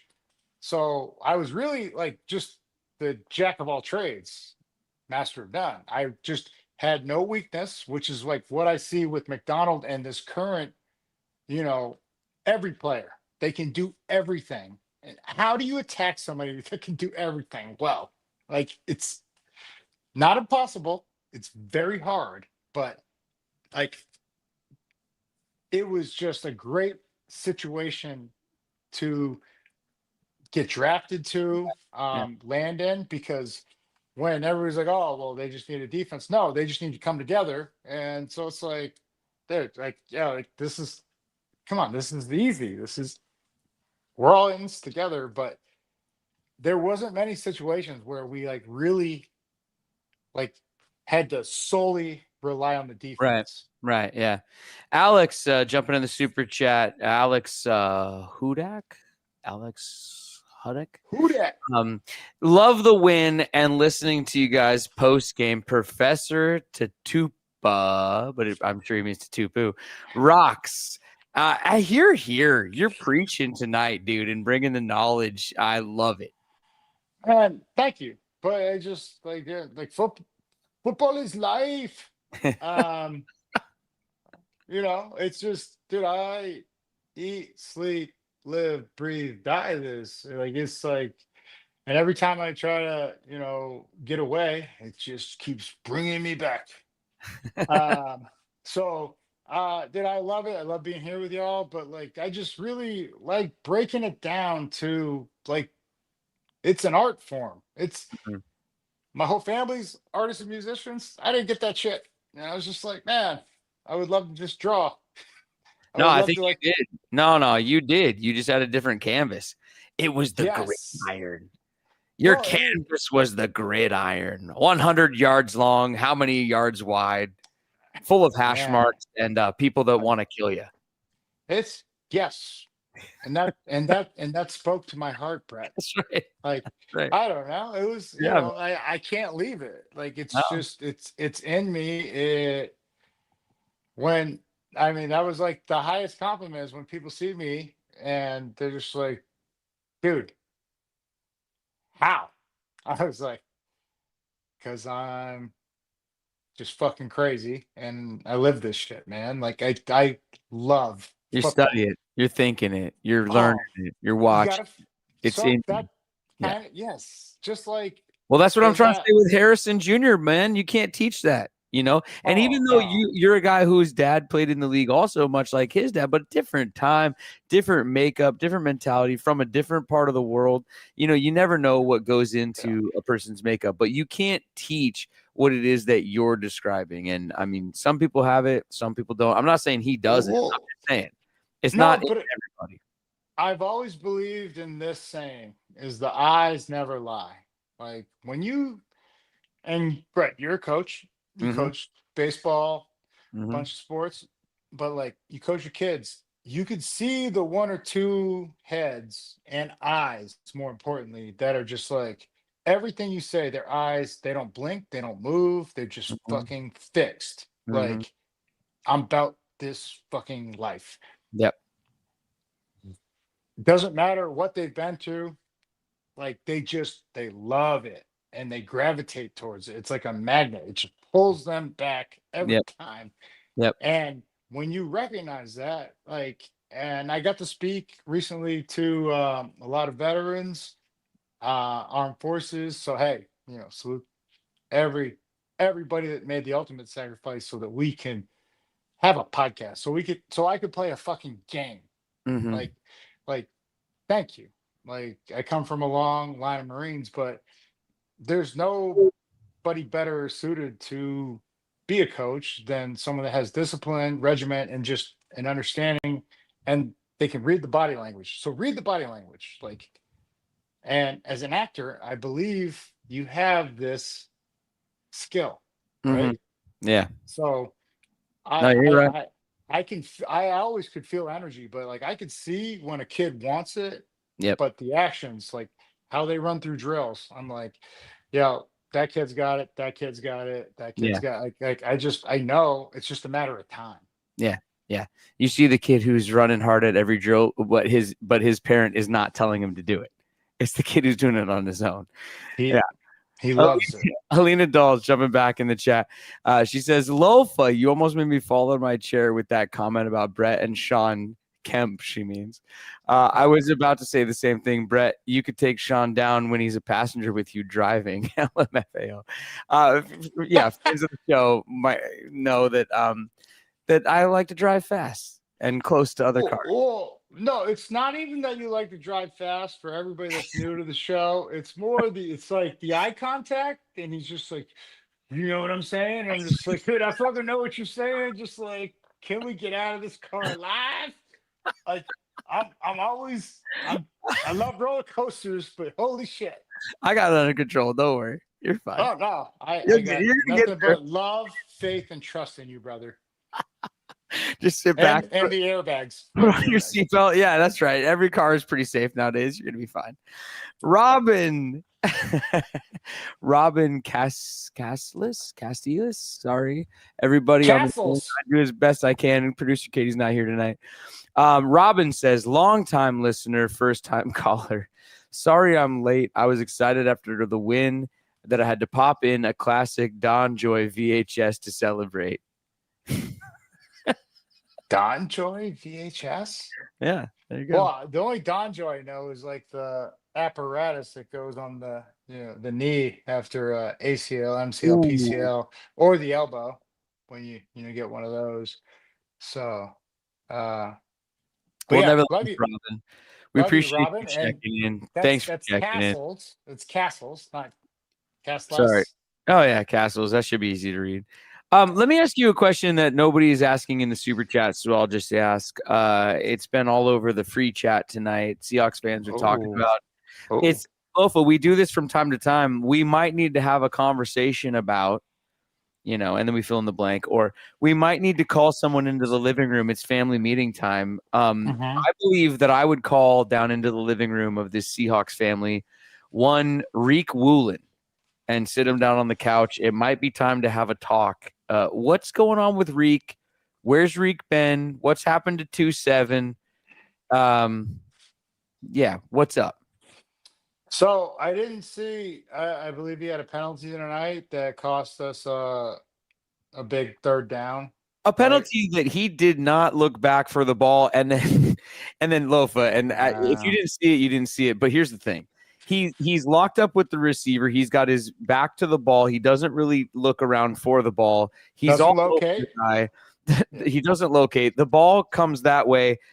Reek turns around, starts celebrating such amazing defense that he's displayed when the flag comes flying right past him. I mean, come on, man. Like, you didn't look. I'm not sure what you're celebrating. Like, well, like I said, I don't know the severity of like what actually happened and what the ref saw.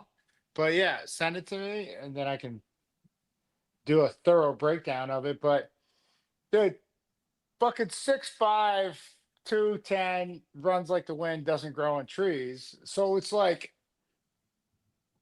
and what was it, 5 or 6 interceptions his rookie year when we were not a great defense. We were pretty fucking bad. He was like the lone bright spot. Whether it's a matchup, like he is a long strider. So was it Marvin Harrison? This is where my crazy little mind goes, is like, I would put him in a like matchup. Not that you don't put him on a quick guy, like a shifty little quick guy. Put him on the biggest. I don't care if they're strongest. Like, dude, he's a grown ass man. But just tell him, like, dude, we need you to limit these catches. Like, this is where this guy does the damage. Take that away. We don't care if he catches the slant. We don't care. So that's where the understanding comes in. And it's not just by the player, it's by the scheme and the coaching. And I'm not questioning either the player or the coach. I'm just having questions internally of like, what's going on. I will say, you have to come back for the ball. This is San Fran end zone. This is LA Rams when we lost in overtime last year, like where I even stood up and I was like, yo, recalled game. And then he waited for the ball to come down. Demarcus Robinson jumped back to the ball. Like, it's changing time and space, literally intercepting the angle. He came back and it buys some space. So now he can adjust and go forward. But either way, just that catch on it was I think it was 3rd and 20 or 3rd and 18. And that was a significant turning point, right? And then I sat there and I was like, dude, if I was McVay and I know McVay and I know his patterns, I would bootleg and just take a shot. And it was a shot, unfortunately, against Reek. Demarcus Robinson came down with a game winner, back left end zone, 55, maybe 60 yards. But because I think it was a burn down. A burn down, ladies and gentlemen, is like when you have him 2nd and 1, which we had him today, and then we ran the ball. And it's like, this is like, okay, if you're gonna do that, just put in Barner and do the fucking tush push. Like, if you want a guaranteed first down. But this is where you have a chance to catch him off guard. Yeah. So we're gonna play action and I'm gonna fucking chuck it deep. Right? Just to scare the shit out of them. So I'm just telling you from the defensive perspective of what I never had a fear. I was like, yeah, I got beat plenty of times. But what would you do? What would you do with Reek? I mean, just seeing what you've seen, seeing what we've all seen. Kendrick's there. Kendrick's got some dog in it. People want to Oh, see Kendrick. Why wasn't Kendrick on the field more tonight? I mean, really, like you've seen the play recently. Like, what do you think you do with two-step? um, sit him down and just like ask, because honestly, the only year we ever saw him healthy was his rookie year. And this is something that no real competitor ever talks about. Dude, I was dealing with a fucking number of issues my rookie year, but I make the Pro Bowl and everybody's like, oh, no, he's fine. I'm like, Yeah. no, the fuck I am not. Mhm. But then subsequently, I make it the next 2 years. Oh, he's fine. No, no. I had several injuries and surgeries, and the worst of it was the concussions. But Mm. I would sit him down and just be like, hey, like not sit him down like literally, figuratively. I would have a one-on-one conversation like, hey, who do you feel you match up? This is where I feel like the conversations have evolved to this, because back in the day, like, yo, if you can't stick that guy, we're gonna bench you. Right. That's the wrong thing to do to the player, to the team, everything. It is an honest conversation of how do we help you? Like, what are you having trouble with? Like, internally, like when the ball goes in the air, this and that. Because when Ricky Pearsall ran by him, and I've never seen anybody run by Niners game. Reek, that was the most concerning or red flag I ever saw, was like, whoa, I ain't never seen anybody run by Reek. Yeah. And so, okay, come back to the ball, adjust this and that, but you have to get to the man and be in position to earn the right to look back. And so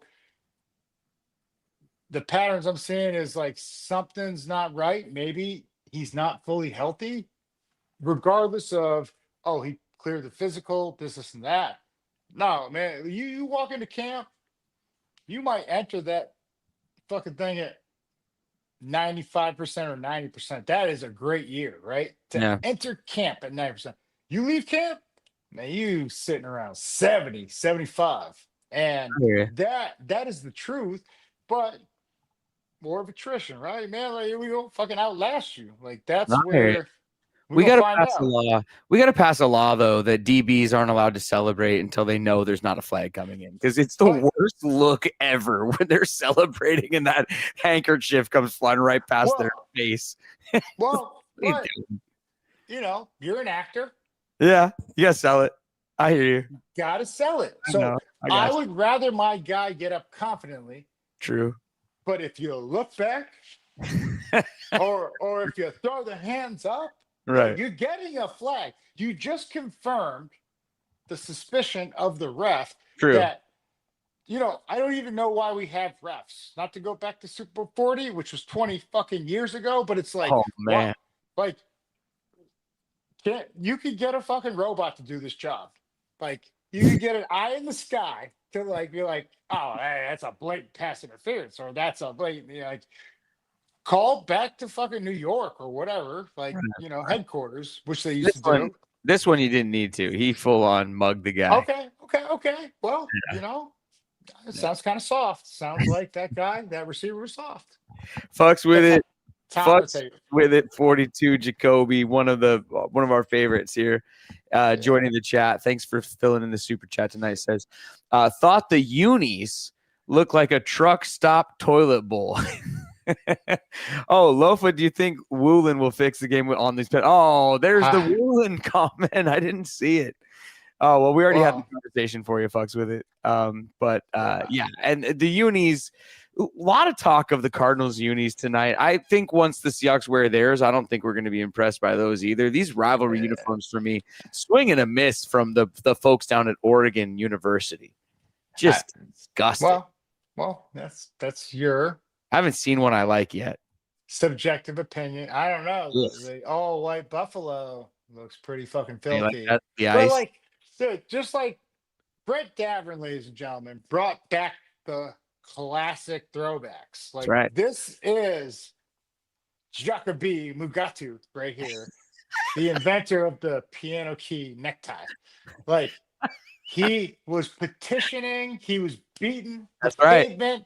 He was like, we gotta wear that shit. We gotta, and then it happened. So me and a guy by the name of Hammer and Cameron Chancellor have been really talking about like, yeah, they gotta let us in on design too, because Yeah. all black with neon green piping. Like, Yes. are Yeah. you Why? shitting me? You know Why how white?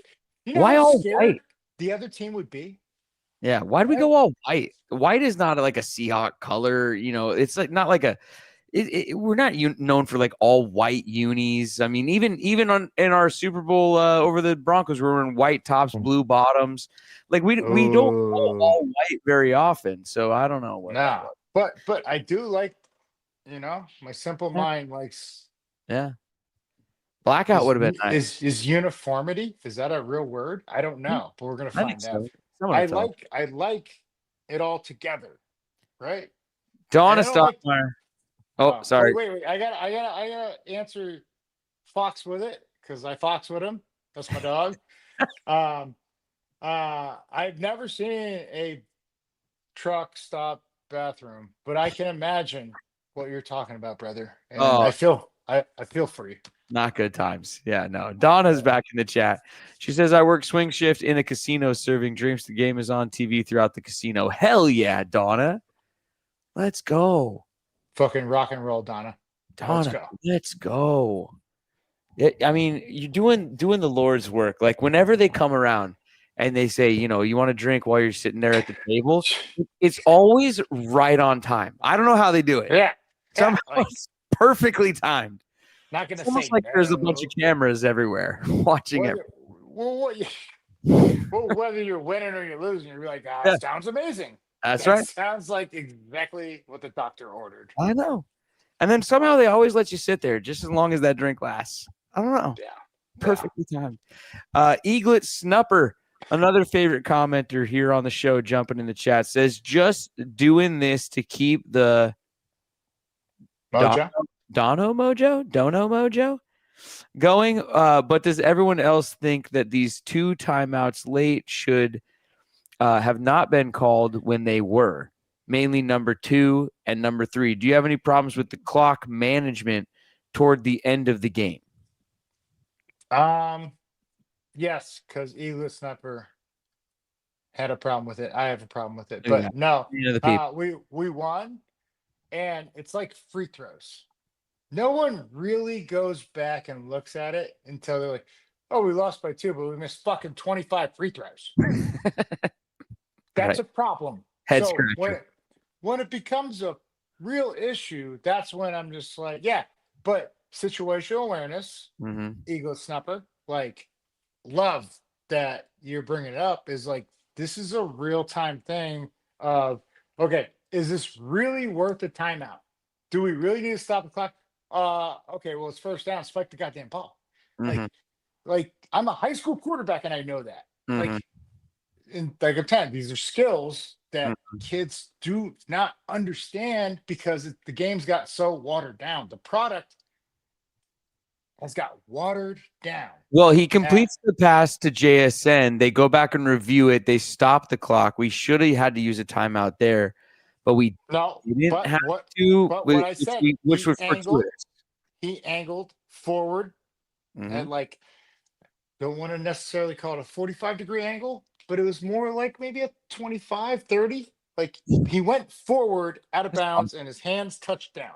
Mm-hmm. And I said, I watched in real time. I was like, we have at least 17 seconds, even though it said 11 or 12 on the clock. And then they were like, oh, he's out of bounds, and we have one extra timeout. We keep that in the pocket, even though we were calling it. But my more concern was like, it's, I'm spiking that fucking timeout.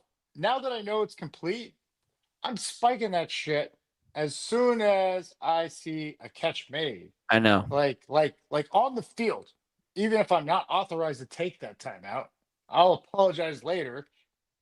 Yeah. And hopefully they say thank you, but they probably won't. Knowing that it's like, all right, I saved at least 5 or 6 seconds. So 17 seconds, you have 2 plays, especially if you have that timeout in your pocket. Like I would have been fine actually throwing it in that I would have thrown. situation. Yes. I would have thrown it with the 16 seconds or whatever it was. They ran it and then called the timeout. I think you have a chance to throw it there because if it's incomplete, it stops the clock. If it's complete, you call a timeout. Who's worried about an interception there? You could be equally as worried about a fumble. I'd rather get Myers a little closer. But then again, Myers from 50 plus is clutch, so maybe they know that. Myers in a win situation is right. clutch. But you're absolutely right. And what I would have done when we come out and then the Cardinals take their final timeout just to see what they're assessing the situation, lined up. Okay, who's where personnel wise? What are the threats? And for them to really gain the advantage for an easier kick. This is where, when we realigned, I was like, dude, you have 2 downs because you have a timeout. Like, even though the clock doesn't suggest you have 2 downs, you have 2 downs. Yeah, you do. But you got to go, and you got to go now. As painful as this is to revisit, think back to Atlanta 2012 when Tony Gonzalez caught one over the middle, and then they kicked the field goal, missed it, but we iced them. All I'm saying is you can still go over the middle with the timeout. But what I would have done, I would have put Torrey Horton, JSN, even Cooper Kupp out wide. And I'm like, dude, just double move them. I'm going to pump the slant, and then you get behind, and I'm going to loft one. I'm just going to throw it. And then you track it down or you don't. But we still have a timeout in the pocket if it's incomplete. And we have one more opportunity to get 5 to 6 yards to get Jason Myers closer. So those are the things that it always goes through my mind. But, it was just great to hear you, Brett. You've really been listening. I'm so proud of you. I've been learning, man. True Metal Jake jumping back in. Where's young intern Jonathan tonight? That's a good question. We don't know. Yeah, where the fuck is he? I don't know. He said he couldn't make it tonight. He must be somewhere in Ann Arbor, just cutting it up. These Wolverines. This fucking guy. This guy, he's from Seattle, I think, born and raised. He's a true blue-green Seahawk fan, a member of the 12s. Oh, okay. The family's got good seats. I'm not, I don't know. He's got friends with good seats. I know that. But he's going to Michigan. I mean, he's on a 2-hour later time delay. Maybe like he's got a test in the morning. I don't know. You never know with these college kids these days. Anyway, he's fired. That's all I know.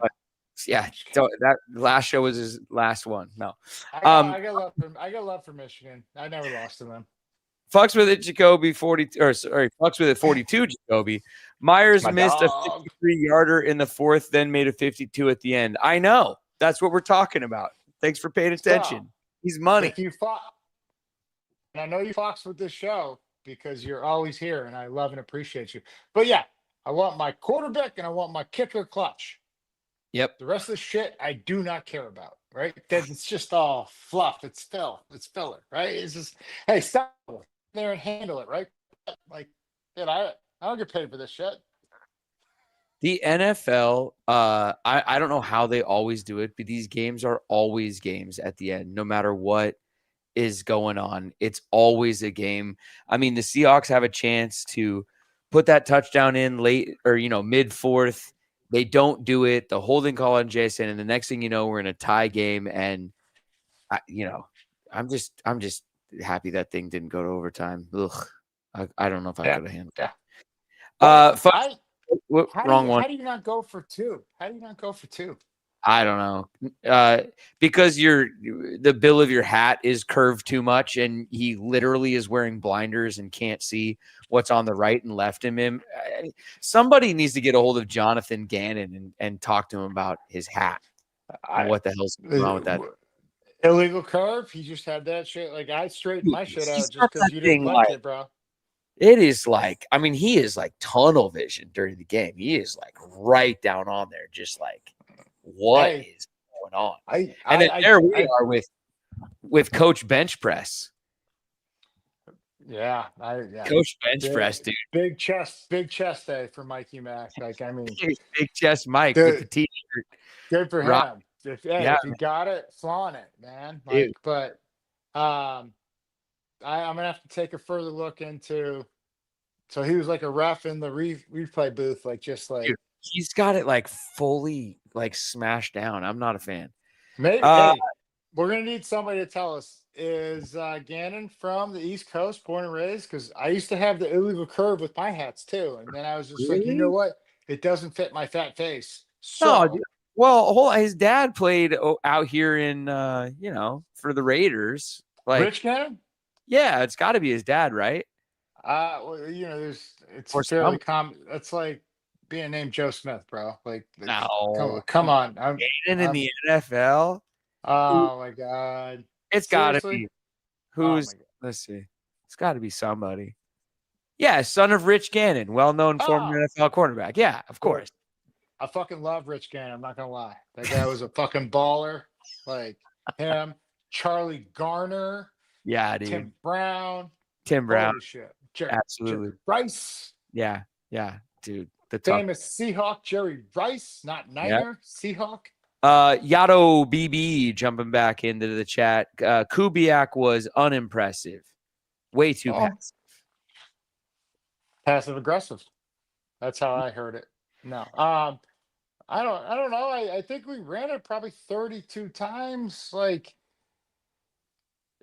we did what the game called for. And that's like I think when coordinators get out of their element, like or they get maybe too far into their ego and innovation of like, oh, gonna show everybody how brilliant I am. It's like, no, kicking ass is what is the name of the game. We Yeah. are literally trying to break fucking wills out there. Yeah. Whether you're the offensive line, defensive line, any position, we're trying to kick your ass and make you regret your life decisions. And So I Kenneth thought look good. I thought we did. I thought we did what we had to do. Right? Yeah. Respectfully. But I appreciate your opinion. And it's just my perspective. K9 19 carries for 81 yards, a long of 21. One that got kind of called back on a silly. Yeah. Always the second guy who gets caught, but he threw the ball at him like they were on the schoolyard and he got flagged for a 15-yard. Hey, like when you point at them, like, yo, I'm going to kill you. I love that. But when you literally throw the ball at their head, you're going to get flagged. You're going to get flagged. Yeah, don't do that. Chris Loreno. Yeah. Chris Loreno joins the chat here. Thank you for being here tonight. And shout out to all of you for being here. 578. The number keeps climbing. They're sticking with us late night, Lofa. We love all you guys. Thanks for being here. Chris says, any thoughts on why Darion Kendrick, DNP, did not play? Also, will you guys be at the next game coming from New Jersey? Can't wait to be in Lumen. I have no plans to be at the next game. I think I'm going to be up there in December. But two questions there, Lofa. What about Kendrick? Yeah. We kind of covered it in the Reek section, but let's get back into it. And then are you going in person in the next game? Okay, first question first. What was the first question? Kendrick. Oh, yeah. Kendrick Lamar, love him. No, Darion Kendrick, like, this is a guy before he got hurt that was a very promising prospect, I believe, for the Rams that gave us trouble, right? And in the limited reps he was given, like they probably even just said, dude, it's cover three. Got the deep fucking third. Picks off 2 passes, right? Yeah. Probably could have been 3 or 4. I mean, the one in Pittsburgh hit him right off it went through his hands because he was probably like, he's not going to throw this. Oh, shit. Here's the ball. Boom. Like, I understand that just like, holy shit, why did he throw that? But it still lies on us. Like, we should have caught it.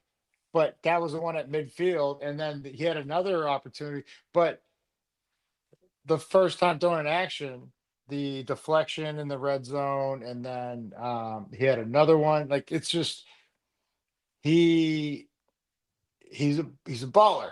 And yeah, some tough decisions might be made, but this is where I've also always spoke to how deep we are.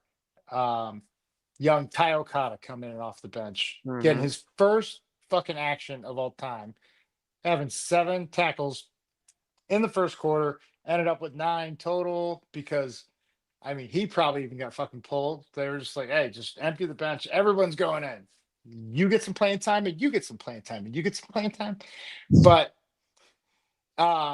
it just speaks to me how deep we are. But yeah, they're gonna Josh Jobe, love Josh Jobe. Yeah. Josh Dobe Super has that thing. savage. Dude, he has that thing that we've been talking about that you can't teach. Like, and in all honesty, with him wearing that 29, and sometimes that jersey is a little too short, and you see, like, he in the middle of a play, like, he physically sort of, I mean, he's a bit taller than Earl, but he kind of has that look to him sometimes.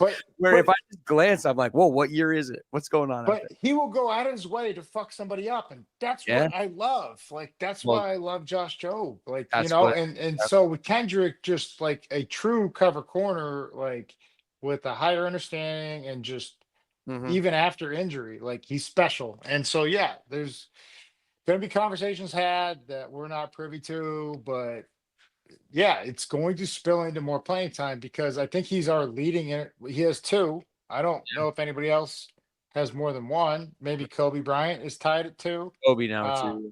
Yeah, so it's just like, yeah, because Kobe had that one game winner in Pittsburgh, and then he had one tonight where, oh my God, you catch an interception, then you fumble. It's not his fault, but it's just like it was a wild start to this game, and the game never had to be this close. Yeah.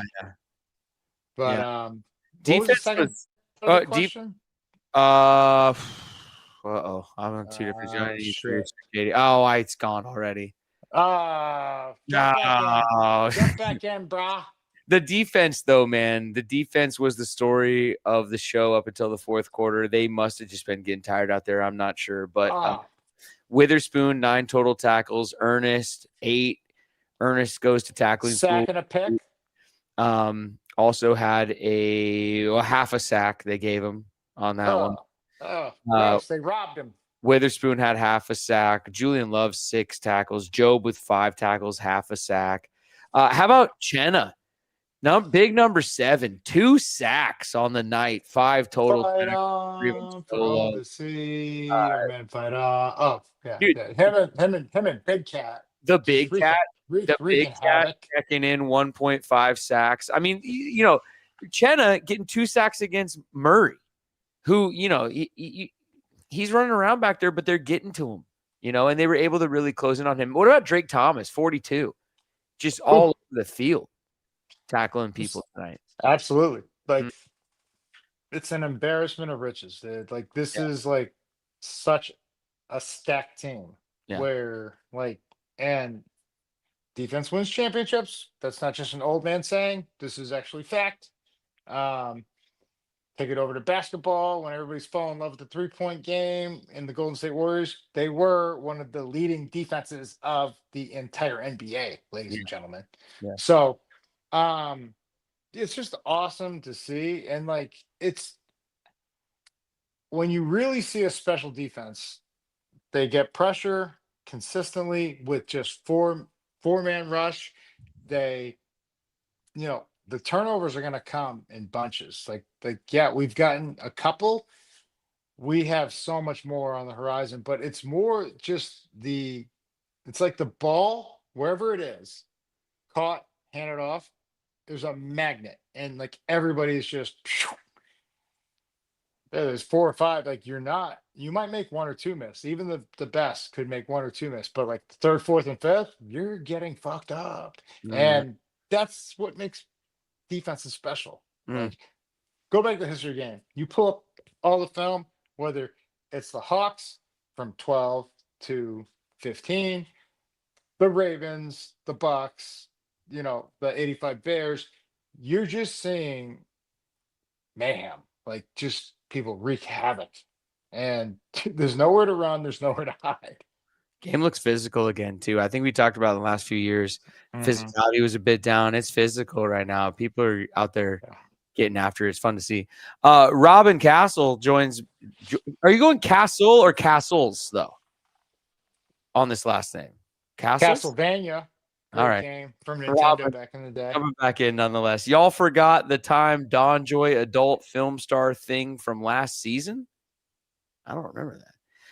That's shows you dad Yeah. too much just baseball practice and driving kids from here to there. I honestly I don't. I'm so sorry. But Don Joy adult film star. That sounds like a Brett Davern reference, not I my don't reference. Robin continues though and says, guess my ADHD superpower is remembering all this shit. All that said, And we love and appreciate you for that. Every day. Let's go. And thank you, Robin. We love you. And thank you for being here. And thank you for helping us remember when we can't remember. Alina, final super chat of the night. On the flip side, what do you guys think of the upcoming Huskies Ohio State game? Stadium going to be purple out. AKA purple rain for the game. Let's go. Out. They're going to do a purple out. Let's go. That's cute. Look, what do I think? I think it's time that the Huskies, put the rest of the country on notice for the kind of program that they're building. And Jed Fish earns wearing the ugly yellow ass hoodies and visors that he wears. It drives me crazy. But if he brings us a winner, I'm down with it. Tough task against Ohio State, #1 team in the land coming in. But I'm happy that it's in Seattle. Yeah, and I've actually given no thought about it. And I refuse to waste what little brain space I have on it. But I will say this. I love the quarterback. And if you guys played him last year, like I fucking told you guys to play him, you guys would have been in the playoffs. And that running back, is it Coleman? Holy shit. I've been talking about him for 3 years. When he was at Arizona as a freshman, I was like, yeah, that guy presents a lot of problems. He's a beast. And absolutely. Shocker. He's just kicking the shit out of people. And they're both Heisman Trophy contenders. So congratulations for that. But yeah. I don't know. Well, if you do tune in, hope you guys win. Hope you guys win. Hey, don't sleep on Denzel Boston, the wideout for Washington also. They got 3 guys on offense. You got Demond Williams, the quarterback, Boston at wide receiver, and Jonah Coleman at running back. 3-headed monster. Boston at wide receiver, it's basically like they got an NFL wide receiver on their team already. Is he big dude?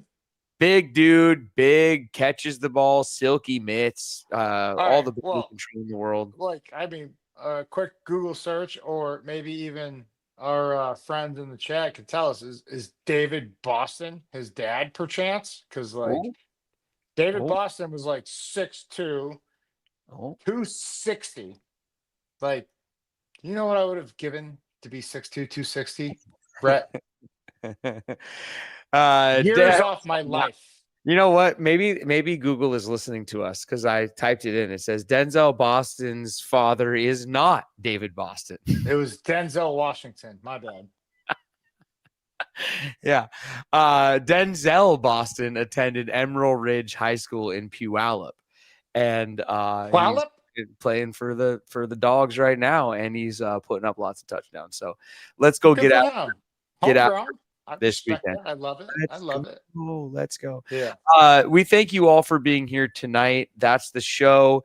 The Seahawks beat the Cardinals 23-20 at the buzzer, but it's not going to matter at the end of the year when we look at the win-loss records. Win's a win. And through the first 4 games, we're 3-1. And they could have won that Niners game. They could very well be 4-0. Very, very close. But either way, hanging tough in a tough division. Lofa, I love you. We'll figure out how to get a hold of the raffle winners and all that good stuff. But I don't have anything else left to say tonight. You got anything left to say to the people? Yeah, please figure that out because I have to ship them from my house. And so, I want to be a man of my word and get that out in a timely manner and fashion. But, absolutely. I love you guys. And it's an honor and a privilege to get to talk ball with you. And thank you for everything. Bye, guys.